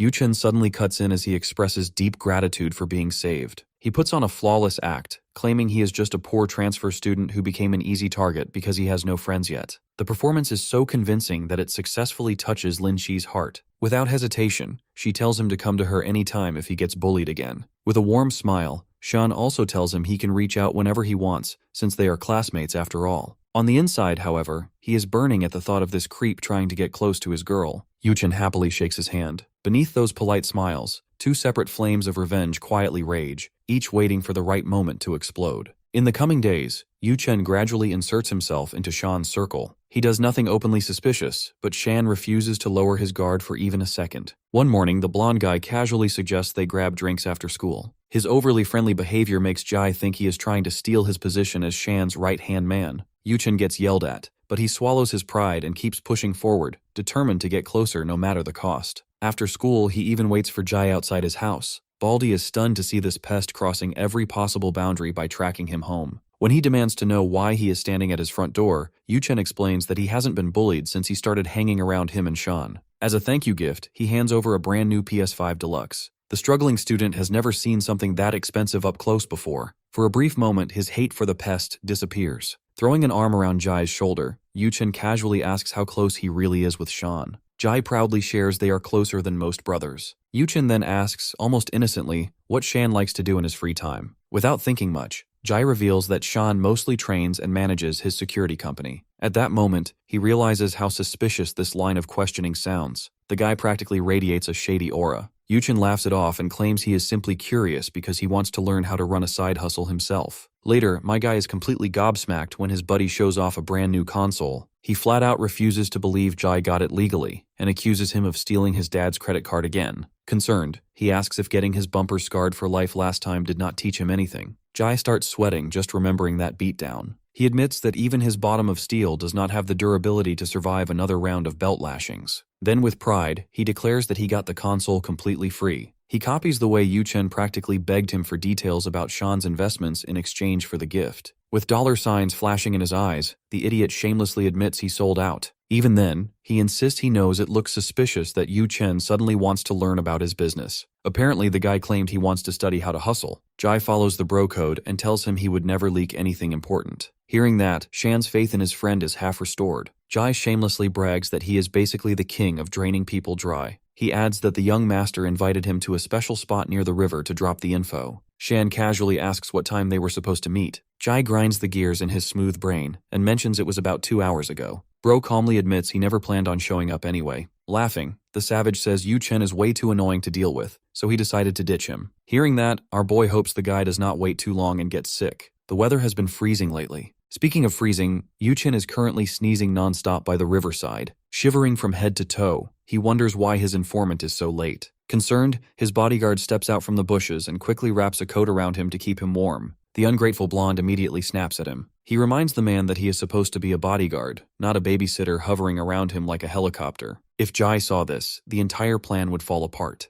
However, the bodyguard refuses to move, firmly insisting that his health matters more. Besides, it really looks like the bald kid stood him up. However, he refuses to admit that a poor loser with an IQ lower than his hair count would dare not show up. There is no way Jai's tongue would not loosen a little after getting his dream console, so he keeps waiting by the river, stubbornly toughing it out until midnight. The next morning, he grabs Jai by the collar and angrily demands to know why he never came. Baldy plays dumb, acting confused about where he was even supposed to go. He shamelessly pretends he does not remember agreeing to any meeting. That only makes Yuchen angrier. Jai casually adds that it makes zero sense why he would agree to some late-night date with another guy. That comment irritates the young master so badly he almost smacks him on the spot. Right then, he notices our boy standing nearby on a call. Refusing to ruin his larger plan out of pure spite, the young master has no choice but to let him go. Before leaving, he throws out one final piece of advice. He shouldn't make dirty plays like this as someone with no talent nor brains. Jai quietly walks away, thinking the guy seriously needs therapy for his anger issues. After that, Yuchen shifts his focus to Shan, who is brazenly talking business in the open at school. As he walks past, he overhears something about an upcoming inspection in the military district. That immediately reminds him of Shan's close ties to the military through Lin Shi and her family. Suddenly, it makes sense how Shan managed to assemble a team of experts who raided his warehouse.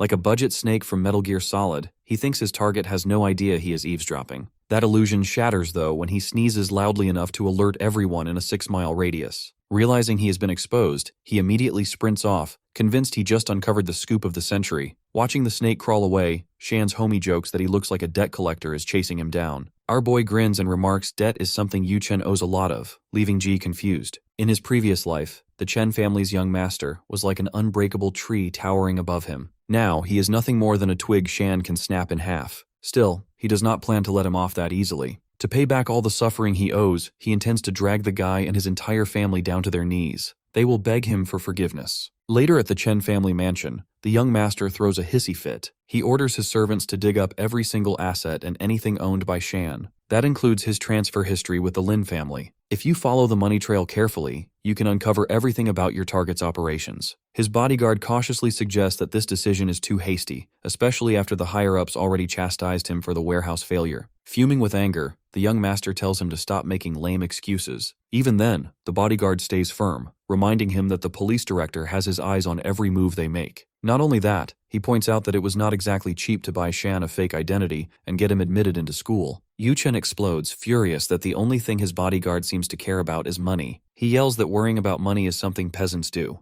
The maniac even calls his own bodyguard human garbage, claiming he cannot achieve anything without throwing cash at it. Then, Yuchen pulls out his ultimate move, Daddy's money. He yanks back the rug and reveals a safe hidden beneath the floor tiles. Unlocking it right in front of his bodyguard, he acts far too confident that no one would ever dare steal from him. He points proudly at the stacks of cash and gold bars inside he saved up over the years. They should be more than enough to handle whatever financial issues stand in his way. At a loss for words, the bodyguard tries to explain that money is not the only issue here. The real problem is the risk of breaking more laws. Making a move would attract too much attention. That only makes Yuchen laugh coldly. He says he already took the biggest risk of his life trying to crush his enemy. He is far too deep in this now to back out. So he orders his men to do whatever it takes to uncover the connection between Shan and the Lin family. Hearing that, the bodyguard has no choice but to hurry outside and carry out the orders. After venting all his anger, the young master finally begins to calm down. He assumes our boy is probably feeling proud after making a fool out of him. An evil grin spreads across his face as he imagines Shan's reaction when his carefully crafted downfall plan is finally set into motion. Meanwhile, outside Shan's home base, a car sits quietly parked across the street. The photographer is on standby, ready to snap any photos he can get. Our boy calmly closes the window blinds. He tells Brother Peng that Yuchen is like a gambler knee-deep in debt after a brutal losing streak. At this point, he is willing to use almost any strategy just to win all his money back. The man admits he never would have believed that a mere high schooler could push the Chen family's young master to this level. Playing it safe, he suggests they simply let Director Dong arrest him. After all,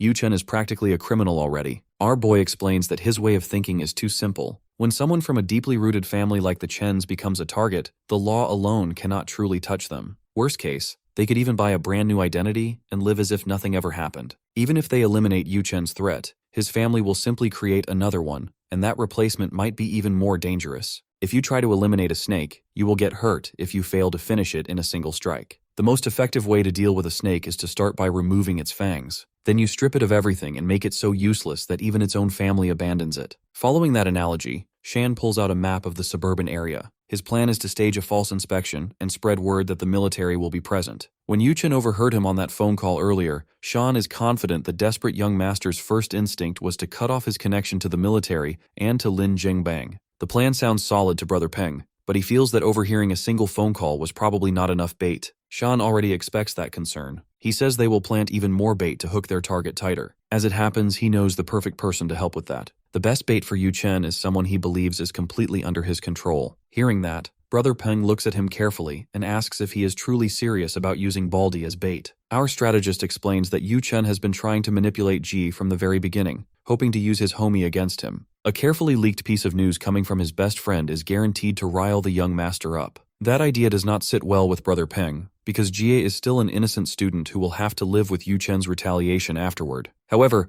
our strategist calmly replies that his friend's innocence is exactly why Yuchen will never suspect a setup. Besides, it is not like he plans to throw his friend into real danger. Jai only needs to act like a loud-mouthed idiot easily bought by money and who can't keep a secret for his life. The next morning, his buddy strolls up to Yuchen and acts overly friendly, as if nothing ever happened. Already irritated, Yuchen tells the clown to get out of his sight. However, Jai leans closer and asks if he is really sure about that. After all, he happens to know the latest update on Shan's business story. Yuchen asks why he should trust someone who already scammed him before. He says he is loaded, so losing a game console does not bother him, and Baldy should just get lost. Baldy mutters a few vague words and then asks if he is interested now. Hearing the juicy info drop, Yuchen grows curious and roughly grips him by the collar. He shakes him and demands to know what he actually knows. Annoyed, Jai asks why he is showing so much attitude all of a sudden. Yuchen slowly lets go of his collar. Taking advantage of that, Baldy says that since he is clearly stacked, the information will cost him a lot more this time. The Chen family's young master says he already gave him a console and asks what he wants now. Ji replies that the console was only a friendship fee, and if he is not willing to give more, then the deal is off immediately.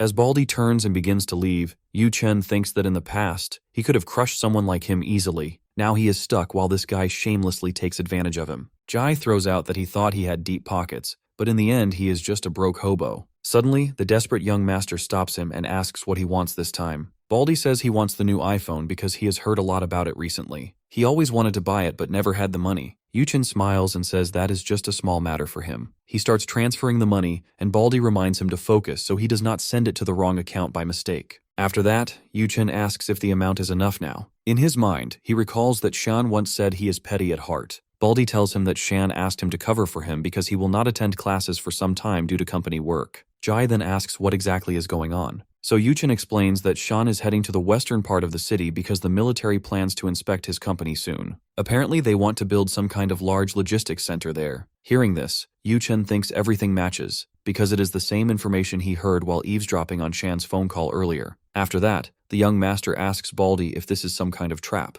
There is no way Shan would tell him something that important so easily. Jai simply replies he is like a brother to Shan, so he trusts him and shares almost everything with him. Chen mocks him and says Shan is lucky to have a brother like him honestly. But Baldy also tells Yuchen that they are actually two of a kind. The young master then asks if he can give him specific details like the time of inspection, or the name of the inspector. Baldy asks if he is an idiot, because asking something that specific would make him look like a spy instantly. He then asks if all that information still is not enough for him already. After that, Baldy taunts him by saying he only has beginner-level skills right now. He asks how he plans to challenge Shan with those weak skills. He advises him to stay away from Shan before things get worse. In the end, he might suffer a bigger loss just to gain a tiny advantage. Hearing that, the young master gets angry and demands to know why he always underestimates him like this. Baldy says he is only advising him as a friend, but Yuchen yells that he should tell him everything he knows. If he dares to betray him, he will face serious consequences that will make him regret he is alive. Jai assures him he will not do anything like that, because his bond with him is much stronger. After that, Baldy leaves, and the young master is not sure if he can really trust that guy anymore now. He comes to the conclusion that the idiot probably will not do anything to disappoint him anyway. Then he sends the details to some of his men quietly. He thinks he can easily kill Shan after he loses the military's protection for good. Meanwhile, Brother Peng is keeping an eye on both of them. He tells our boy that Chen has taken the bait and is sending messages to his subordinates. He confirms that Baldy is safe and asks what his next orders are. Our boy orders him to wait, because if they allow him to move freely, then he will easily expose himself. Peng tells him that he will maintain his position. Suddenly, he gets a call and tells our boy that he has to pick it up.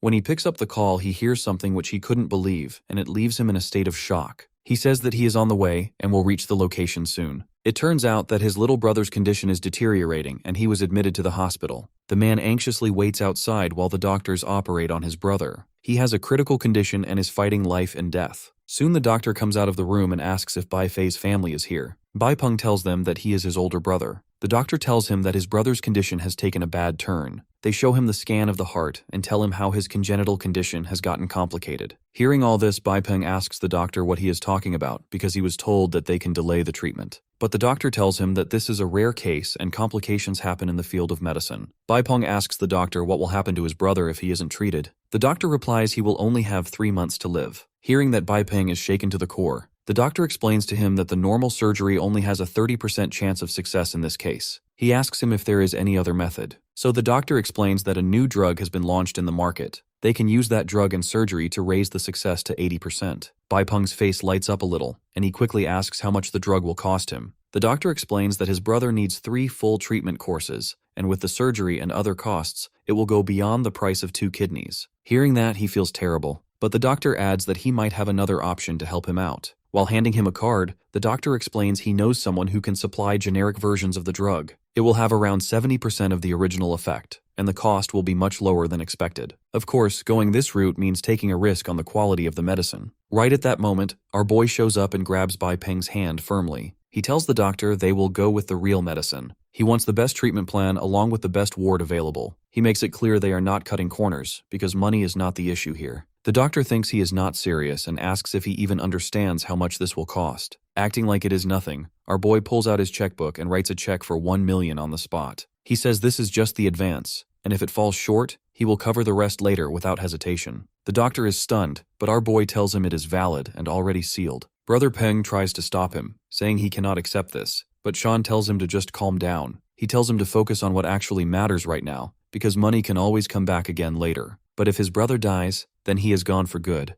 and nothing can fix that loss. He then tells the doctor to move the patient to a VIP ward and begin treatment immediately without delay. The doctor nods quickly and leaves, saying he will take care of everything personally. Meanwhile, Baipeng thinks about how he once believed he could make a difference with his life. But after facing the harsh reality of this world, he realized there's nothing he could change. He understands now that some things are simply out of his control. Small problems over time can break someone with an iron will. After that, he tells Sean that he might have given up on life had he met him a little later. He might have become a hired thug for some random gang boss, or something much worse than that. Our boy tells him to just let go of his past and focus on the present. Now they are homies, so he will take care of his family if he watches his back. Later that night, a black car stops at an unknown location and Yuchen gets out of it. Seeing the surroundings, he remarks it really is a rundown place. He then asks if it is the shabby place where Shan is going to reveal his grand plan. His lackeys confirm that this is the right location. He says Shan has some interesting ways to get powerful quickly. One of the underlings adds that they received information. Some military personnel will come here for an inspection after 4 days. The young master asks for the exact time and the security situation there. His underling replies that it will be at 2 o'clock in the afternoon. He also explains that for now the site only has a few guards, but on the main day, Dragon Shield security will be in charge of the entire place. Hearing this, the young master smiles and mocks Shan for clinging to the military like a stray dog. He says he will crush him right in front of them without effort. Then he yells that if this is a stage, Shan will be the clown performing on it. After that, they get into the car and leave the area together. On the way back, Yuchen starts forming a plan, and his lackey asks what he is thinking about now. While pointing at the storage area, he says that on the big day he wants an accident to happen there. According to him, if something happens at that spot, no lives will be lost. But it will still be a massive embarrassment. Chen explains the plan clearly to him. First, they will send people there holding banners to create chaos on site. After that, they will use that confusion to set the storage area on fire. He wants the military to see our boy struggle and think he cannot even manage the security of his own property. The lackey then asks what will happen if the situation gets out of control. Hearing that, Yu Chen snaps at him and says they have already killed people before. There is no need to pretend anymore now. He orders him to contact all the trustworthy men who are still in the city right now. They simply have to promise them a big reward once the job is done, and also help them get out of the city safely. Thinking about the reward, the thug gets excited and assures his boss that they will handle everything without fail. The young master thinks he is very close to his goal now, and he can almost see the look of despair on Shan's face clearly. The next morning, the military arrives at the construction site. Dragon Shield security staff is already in position. Officer Chengshan tells Staff Officer Wang about the security company set up by our boy, and how he specifically hired veterans for the job. The vice captain steps forward and introduces himself, and Chengshan then introduces back. Officer Wang says he will personally inspect the site before making any decisions. After that, the vice captain takes the lead and says they will start by visiting the main training ground first. Suddenly they hear loud noise near the entrance, and a rally shows up right at the gate of the site. People hold banners high and chant slogans, claiming Dragon Shield security is evil and demanding justice for being beaten.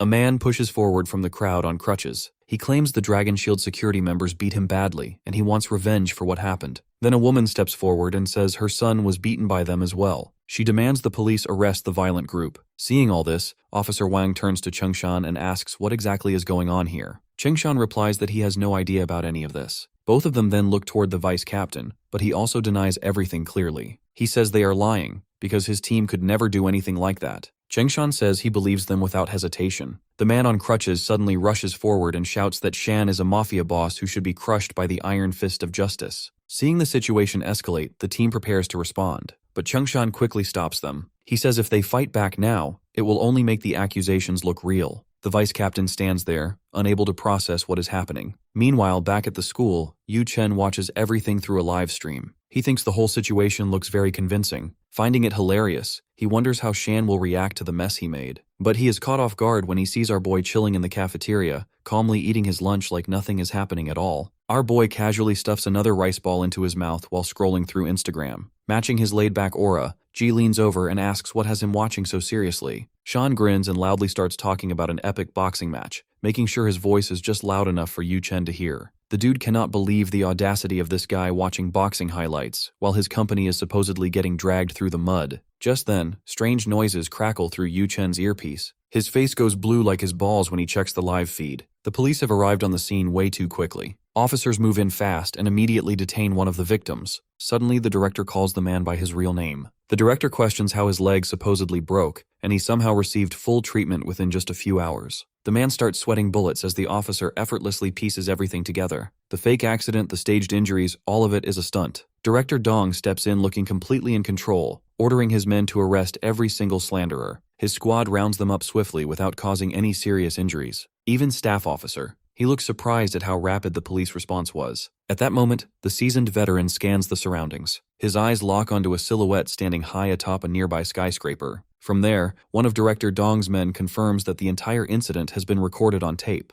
The scarred veteran cannot help but feel impressed, gaining even more respect for Shan's calculated counterattack. Back in class, the young master trembles in disbelief. None of this makes sense. The police were not supposed to show up. It is only then that he slowly turns around and realizes exactly who he has been dealing with. Our boy meets his gaze with a satisfied grin, and Yuchen finally understands he got outplayed. The ground might as well be shaking beneath him. He was supposed to be undercover. Grinding his teeth, he slams his fist against the table in frustration. A passing girl who recognizes him as the recent transfer student pauses to ask if he is feeling all right. Hearing her call him a student snaps him back to reality. He remembers he is still undercover. Forcing a frown, he mutters that his stomach hurts from drinking expired milk. Then he storms off in anger. Jai watches him leave and wonders if his homie did something to push the blonde guy over the edge. Our boy drops a line of wisdom, saying mad dogs love to bark right before they die, but all that noise does not change their fate. Then he sends Director Dong a quick text, thanking him for the assistance. Clean work deserves appreciation. Meanwhile, in the boys' bathroom, the mad dog is busy banging on stall doors and losing his mind. An unescapable trap was set for him,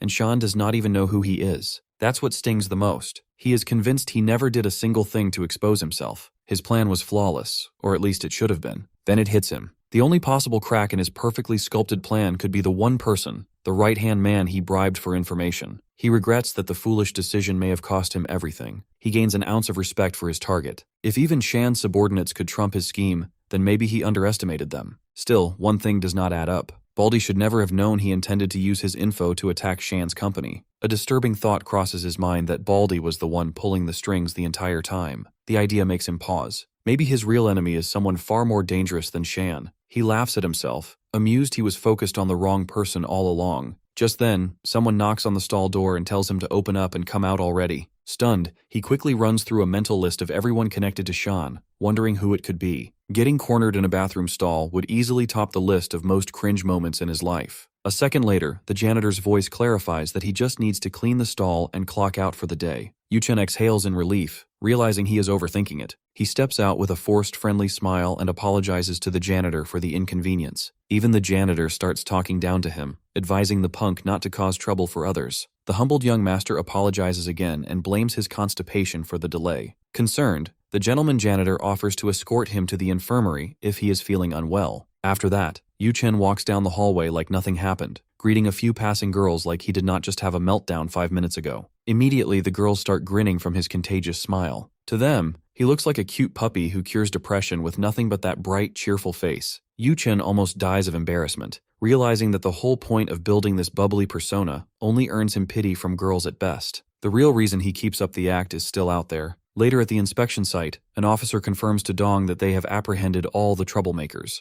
Among them, a few already had criminal records, and some are even wanted. Aside from the extra profits from his demolition side hustle, the director is especially pleased with the beautiful side gift Shan left for him. Staff officer.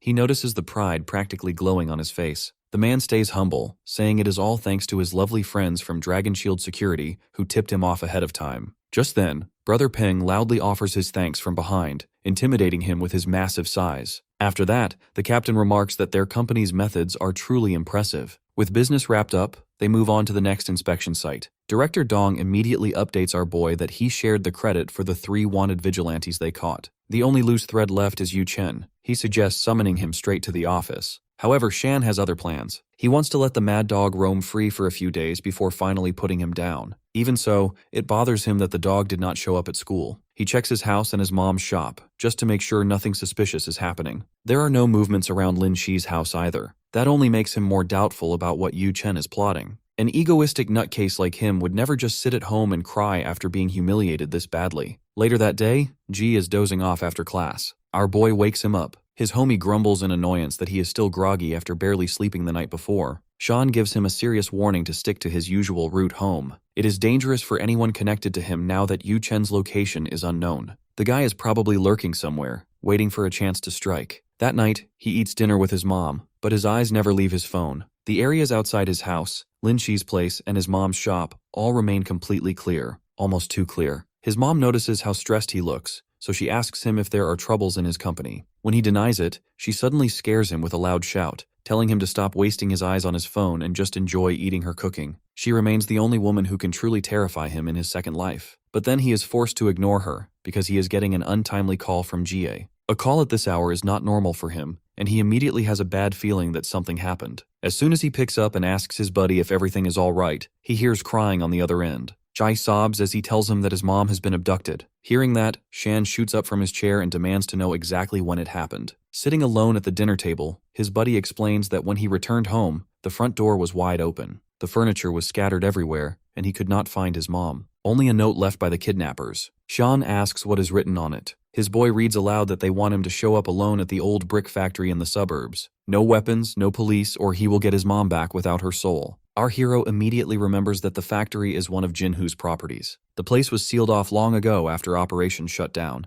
Burning with rage, he is almost impressed by how Chen Yu never fails to surprise him with how low he can stoop. Even so, he quickly comes up with a plan to hit back just as hard. First, he tells Ji to leave his house immediately and take a car to his place instead. They will meet at the park on the street corner. His homie breaks down completely, crying about what he will do with his life if she is gone. He clenches the kidnap note tightly, swearing he cannot go on without her. Sean makes it clear that he will bring her back from that Chen bastard any means necessary. With that, he hangs up and rushes to the front door. After packing everything he needs into his bag, he sets off on a mission to drag Yu Chen through hell one last time. Before he can leave, however, he faces a bigger obstacle, his mom. She asks him where he thinks he is going so late at night. He casually replies that he is going to study with his buddy, like normal guys do. His mother obviously does not believe that excuse, but she lets him go, trusting that he will stay safe. Her words catch him off guard. Stepping out with quiet confidence, he tells her to keep the food on the table because he will be starving when he gets back. At the park, he meets Ji, who is crouched over miserably on a cold bench. Tears stream nonstop down his face as he complains about how long Sean took to arrive,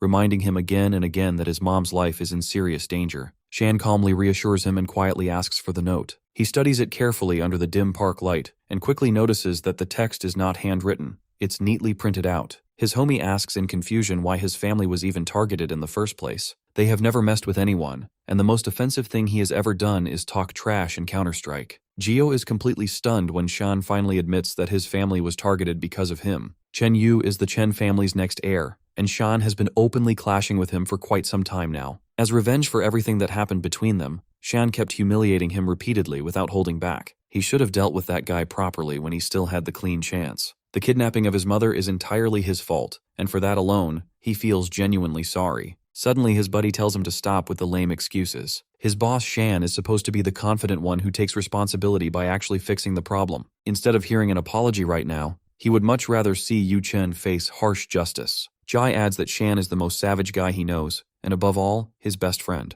For the sake of his friend and his revenge, our boy sets off without hesitation. He is ready to give Yu Chen what he's had coming for a very long time. He gets into the car and immediately hops on a call with his team. Peng informs him that his brother's health is steadily improving, so he is fully ready to move out at a moment's notice. Shan orders him to quietly secure the entire perimeter around the abandoned brick factory. Everyone will strictly stay on standby, and 2 trusted soldiers are to guard his home at all times. Brother Peng confirms that he has already carefully assigned men to both teams in advance. Next, Shan calls Director Dong, who is already fully up to date with the situation. The director explains that his criminal investigation and technical support teams are positioned at a safe distance from the factory grounds. He is glad to hear that, but he still warns him to keep his men further back because they might accidentally alert Yu Chen too early. The director understands immediately and agrees to hold position quietly until he personally gives the final command. Even the usually corrupt man admits that he is genuinely worried about Shan's safety. He is going alone to such a dangerous place empty-handed. Our hero does not have much of a choice right now, however. This is the only realistic way he can ensure the hostage is safe. Besides, Yu Chen would never kill off his target quickly. He would rather drag things out slowly to savor every second of it.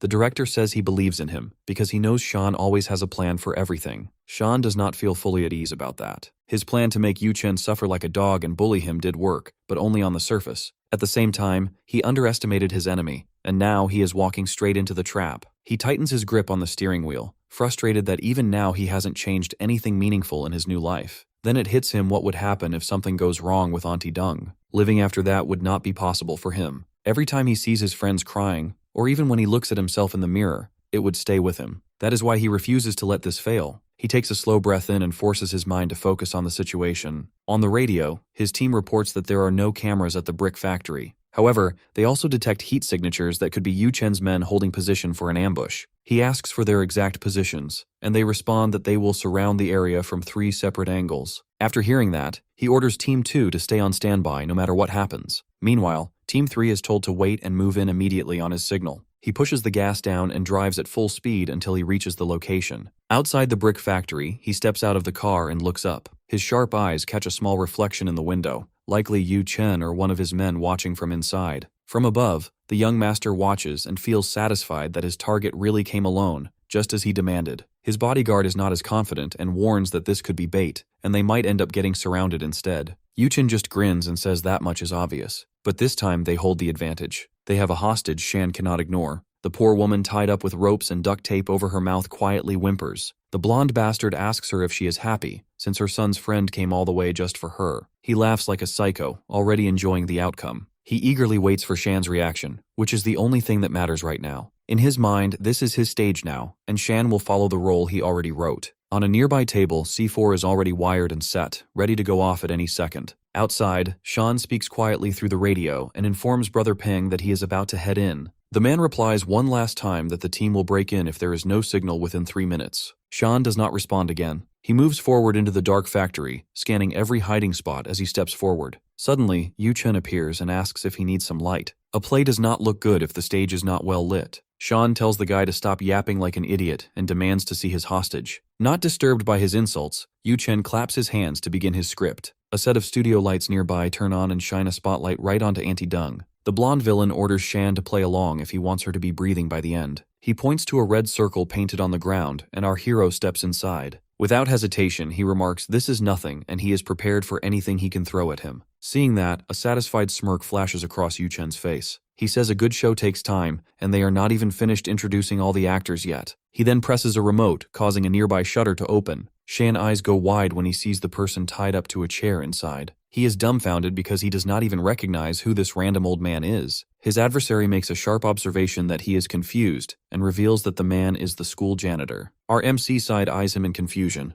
wondering if Yu Chen is high on something. Anyway, the blonde villain eagerly continues after giving him 2 choices. Either he saves his best friend's mother, or he saves the innocent guy who cleans crap off the walls at school. There are no strings attached, but the one he does not choose will get shot on the spot, and their blood will be on his hands. Laughing like a maniac, Yu Chen tells him to chop because he only has 10 seconds to make a choice. Against all expectations, Shan smiles on hearing that and says 10 seconds is all he needs. The young master is stunned, unable to understand what he means. Stepping out of the red ring, Shan says he has a third choice. He will save both hostages and put the blonde bastard behind bars all in one sitting. Yu Chen starts sweating. He never expected his target to be this unhinged. Panicking, he orders his men to stop dawdling and protect him already. A masked shooter appears from behind the janitor and takes aim at our hero. The bullet flies straight past him as he dodges it reflexively. Annoyed, the shooter takes aim again. Our boy notices a pile of rubble nearby. He picks up a brick and yeets it at him, hitting him hard and knocking him out. That knocks out the first shooter, so he turns to the other one he saw in the window. He immediately ducks down, picks up another block of cement, and yeets it straight into the bastard's face. Afterward, he feels something is off. He clearly heard more than 2 gunshots before. His suspicion is confirmed when he spots a third shooter locked on him from above. The man warns him to stay put if he does not want a bullet in his skull. Shan tells him to do it and rushes straight at him. Within seconds, he reaches the guy, but the shooter does not actually fire. He tells the amateur to stop acting like an assassin. Like a real pro, he disarms him and kicks him into the wall behind. The man goes down instantly. After he knocks the fool out, Yu Chen angrily screams and shouts like a desperate man. The professional men he hired were a waste of money. Left with no way out, he decides to use the one card he still has. He orders his backup to come out of hiding. His backup never expected a high schooler could overwhelm a surprise attack from 3 hitmen. Along with his massive guard dog, Yuchen's bodyguard appears and swears on his honor he will not let the young master be harmed. His rabid dog opens its jaws wide and barks loudly. That makes our boy laugh, because both the bodyguard and his partner are loyal dogs in their own ways. Hearing that, Yuchen's bodyguard gets offended, but Sean tells him it was a compliment for showing unconditional loyalty to his master. The real tragedy is that he chose the wrong master to serve, a steaming pile of garbage in human form. Refusing to take the insult to his master, the bodyguard orders his partner to attack immediately. The dog moves much faster for its size than Shan expects, but that does not scare him at all. He pulls his stick back and disciplines the unfriendly mutt with one solid strike to its back. The hit lands clean and drops the dog on the spot, leaving it unable to even whimper. Seeing his professionally trained guard dog fall so quickly leaves the bodyguard speechless for a second. However, he gets even more confused when he sees Sean run straight at him without showing a single ounce of hesitation. The man just stands there frozen, while Shan jumps into the air and knocks him down with one punch. His head hits the ground before he even understands what just happened. Done and dusted, our protagonist turns to his final target at last. His eyes widen in shock when he sees the idiot actually doing something for once instead of ordering his men around. Yuchen runs toward a barrel of oil with C4 taped to it. Shan wonders if the psycho is so unhinged that he plans to blow himself up as one last act of revenge. But the protagonist does not plan on going down that easily. He reaches into his backpack and pulls out a grappling device. After that, he throws it up and locks it onto one of the rafters above firmly. My guy swings Spider-Man style across the room, quickly closing the distance between them. Meanwhile, the madman believes he will have the final laugh in the end. He convinces himself it is not a loss if they both go out together like this. In his mind, this is the only way a loser like him can still secure a victory. Or so he thinks, until our boy mounts him from behind and slams him down to the floor hard. He tells the bastard it has been ages since he has been waiting for a chance to finally beat him to death himself. Out of nowhere, the blonde inbred calls for a timeout and claims killing him makes absolutely no difference now. Right now, he is no longer the Chen family's successor anymore. Even then, he warns that his low status does not mean Shan will avoid their crosshairs if he hurts him today. That is because his big brother, Xuan Chen, will become the next family head soon. Hearing that eerily familiar name, Sean freezes for a brief second. He suddenly gets flashbacks of the man who offered him water during his final mission. For some reason, he clearly remembers that the guy spiked his cup with something back then. He tries to think through all the possible ways that Creep could have been involved in his failure before. Yuchen's evil laugh suddenly pulls him back to reality. The blonde bastard sounds confident that his big brother will not let Shan off easily this time. Just thinking about how he will make life hell for him and his family seems to excite him deeply. For the first time in this life, those words hit our MC where it hurts most. He clenches his fist, unsure how to respond, while Yuchen keeps laughing at him loudly. After a long moment, he lets it all go. Turning his mic piece back on again, he calmly tells the director to move in with his team now. His target continues to laugh manically as Shan confirms the target has been neutralized and the hostages are out of danger safely. Later at Director Dong's office, the man compliments him on the clean job he did today. With that said, the director admits he has bad news to report and shows him a text taken from Yuchen's phone.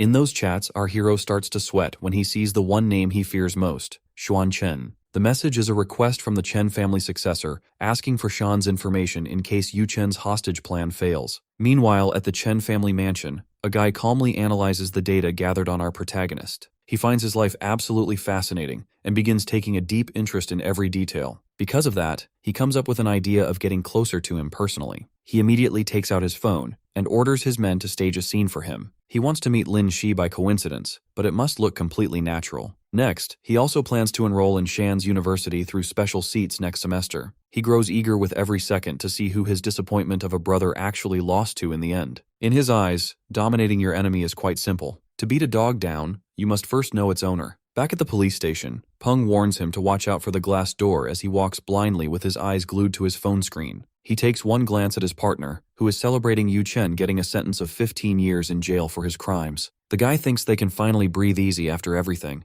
but Shan barely reacts at all. His attention shifts back to his screen again, which irritates Peng rightfully so. The guy is confused about why he still looks so anxious, especially after getting rid of his biggest enemy for now. Lin Si texted him earlier that she needs to talk to him about something important, so he texts her back that they can discuss it at school tomorrow. Meanwhile, back at her home, she has a serious talk with her parents about leaving school soon. Shyly, she speaks up that she finally feels at home there and even made a few friends in the area recently. But her father makes it clear that the Lin family's power is over the capital city. That is the only place he can be sure she will be well protected. In response, the girl argues that the Chen family's influence over the city is no longer a problem now that Yu Chen is arrested. but her parents warn there is no guarantee there will not be a new Chen stepping in to replace him soon. Giving up, she agrees to leave, but asks for one last chance to properly say goodbye to her friends there. Meanwhile, in the police station interrogation room, the cops harshly order Yuchen to reveal who is behind the organ trafficking cartel already. The blonde creep smirks back with no guilt or shame,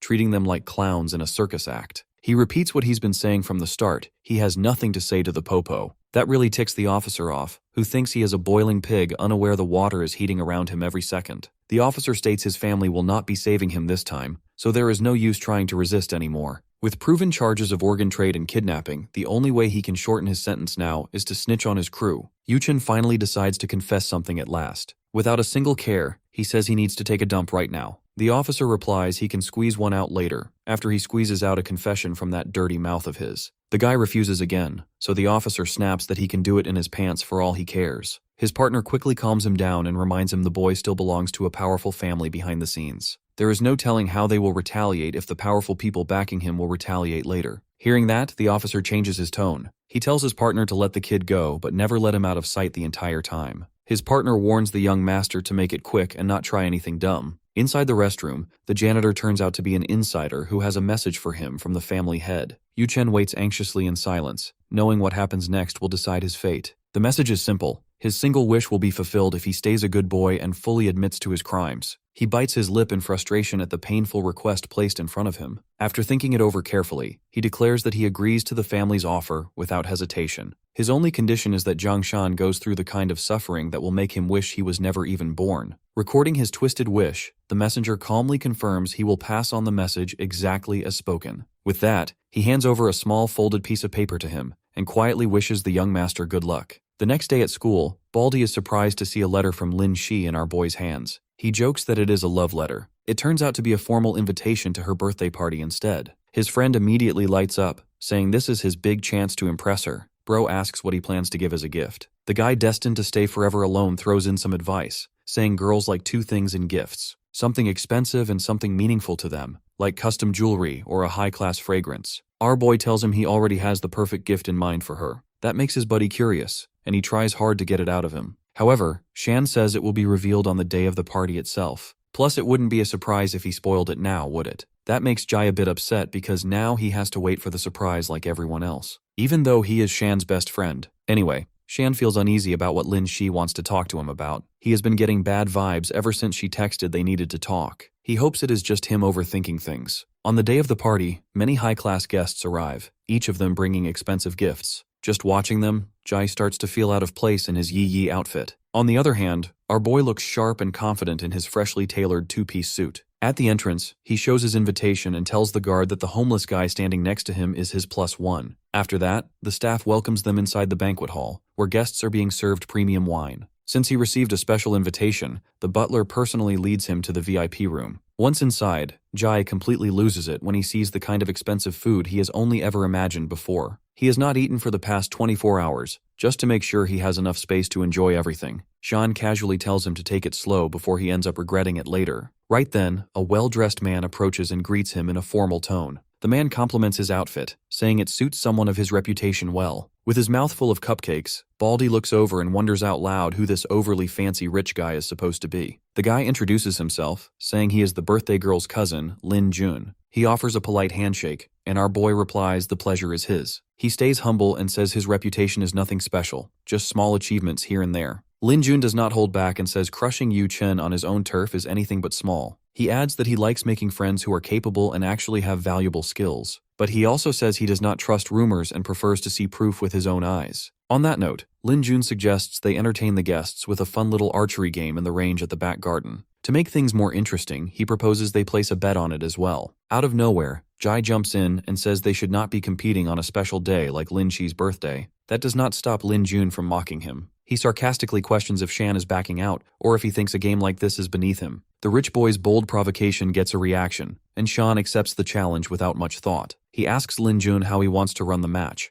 and he will agree to any conditions he sets. Soon, they head to the back garden where a red carpet leads up to an archery target. Lin Jun explains the rules clearly. They must hit a target 10 meters away while blindfolded. Both of them will get 3 arrows to use. After the explanation, a butler brings over the bow and arrows for Lin Jun. He asks one last time if Shan understands the rules properly. Our hero does not answer and quietly tests the string of his bow instead. Right then, Lin Shi arrives and sees what is happening. When she understands the situation, she warns her cousin about the trouble he will face if their uncle finds out. Her cousin tells her to relax and says this is just to make her party more exciting. In front of everyone, he announces a bet. Whoever wins will have their gift opened first by her. Shan agrees to those terms without hesitation, which only makes Lin Shi more uneasy seeing him accept such a pointless contest. For a brief moment, she starts to wonder if he did this just to get her attention. After that, her cousin takes the first shot. He draws the bow with precise control and releases the arrow on command. The crowd cheers as it lands right near the center ring. Then he fires the second arrow, and Shan quietly listens as the referee announces it is a perfect bullseye. Not a single person in the crowd doubts that Master Lin will win this. The girls around them start fangirling over him. Meanwhile, Lin Shi just stands there visibly uneasy, worried about how Shan will get himself out of this challenge. Lin Jun smugly asks our hero what he thinks, pointing out he still has one last arrow left. The rich boy shows no hesitation and says he has no intention of giving him any chance at all. To perform at your best, that is the proper way to show respect to your opponent. After that, he releases his final arrow, which cuts through the night air straight toward the target. Just then, a shady figure appears behind Lin Shi, who is still distracted while worrying about our protagonist. Suddenly, he shoves her from behind, causing her to stumble a few steps forward without warning. Before she can react, the birthday girl ends up standing directly in the path of an arrow flying toward her at full speed. She cries out for help, and her voice reaches our hero instantly. His sharp ears, trained over years in the special forces, pick up that her voice came from the same direction as the target. Immediately, he grabs all 3 arrows and takes aim blindly, attempting a desperate move to intercept Lin Jun's shot. By a stroke of luck, his arrows collide with the rich boy's third arrow, snapping it apart mid-air. The crowd is left stunned, with faces filled with shock and disbelief. Like the klutz she is, Lin Shi stumbles and falls while the arrows pass right by her. She does not understand herself how they missed her at that distance. The others rush to her side, worried about her safety, but she quickly tells them she is not hurt at all. When her cousin removes the blindfold, he looks confused, not understanding why she is on the ground in the middle of the range. Disappointed by his lack of awareness, our boy tells him he almost shot her just now. Lin Jun reacts in shock and asks where the arrow went if that is true. One of the servants points toward the target and calls everyone to look, where all 3 of Shan's arrows are embedded in the center rings. Seeing that, Lin Jun is left speechless, unable to describe how precise his archery skills are. He even compares it to the 3 overlaps of Yangguan, a refined art of combat archery. The rich boy no longer considers his opponent an amateur he can bully at his own game. Still, the situation is confusing because the guy was never part of the plan, so he does not understand why his cousin ended up in the arrow's path. At that moment, our hero spots the shady figure who pushed her, sneaking away like a snake trying to disappear into the crowd. He makes a quick announcement, requesting everyone to surround the person who put the young lady's life in danger. The man tries to run, but one of the guests manages to grab him by the collar. He struggles and shouts at everyone to let him go, claiming they do not know who he works for. Amused, Shan walks up and tells him he would be more than happy to hear who his boss is. He adds that they can either call the police or he can confess right there to avoid unnecessary trouble. To be honest, it would be smarter to avoid going through the police and save himself a criminal record in the process. For a moment, the man considers accepting the offer, but then he suddenly flashes a smug grin,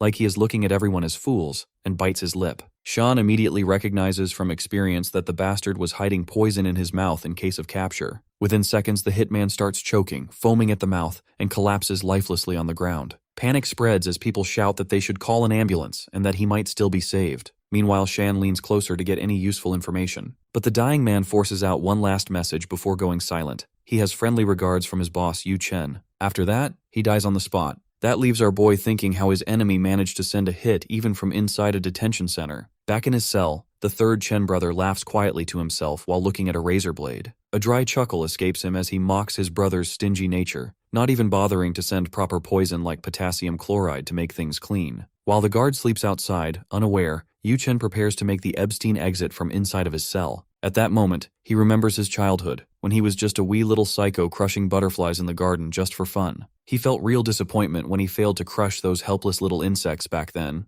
That made him question if he even had what it takes to become an evil overlord of the Chen family. Back then, his personal bodyguard told him not to think negatively like that. The man calmly assured him he should not be so quick to judge himself. But little Yu Chen repeated what everyone in the family always said, that trash like him had no place in the family at all. In response, his bodyguard gave him simple advice that he could achieve anything if he truly risked his life for it. That idea stuck with him deeply. He believed he never got results because he never truly put his life on the line before. Inside his dark thoughts, he yells at an imaginary version of Shan, asking the genius to deduce where he went wrong all this time. He grows angrier and angrier as the imaginary figure of his enemy Silent keeps staring back at him. Then his thoughts shift to his family, who threw him away like the trash they always called him. Even then, they gave him one last chance to avoid rotting away inside a prison cell. While part of him wants another chance, he instead picks up the razor blade to escape that fate for good. With every drop of blood he loses, his body slowly turns colder and weaker. Right before he slips away, he looks oddly satisfied, believing he will meet Shan again in hell. The delusional idiot believes he will have the final laugh. A few hours later, Director Dong coughs loudly to wake up the guard standing outside Yuchen's cell. The man casually makes excuses, saying his ears are sharp enough to hear anything unusual. He jokes that the kid must be obsessed with hygiene, since he has been washing something in the sink for quite a while now. That sounds strange to the director,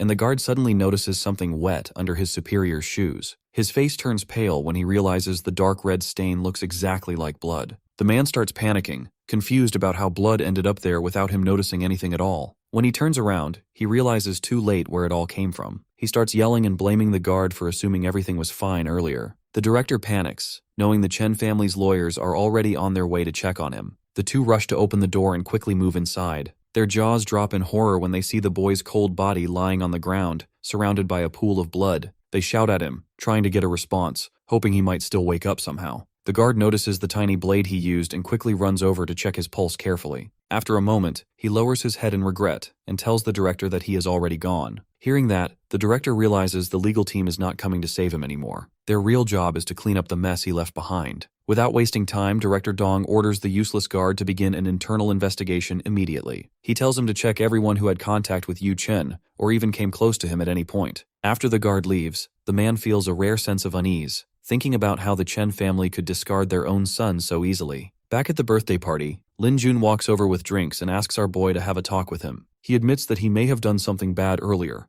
but that does not explain the sharp stares he has been getting for the past hour. Appearing seriously ticked off, Shan replies that this is just how his face is, and if he has something to say, he should just say it.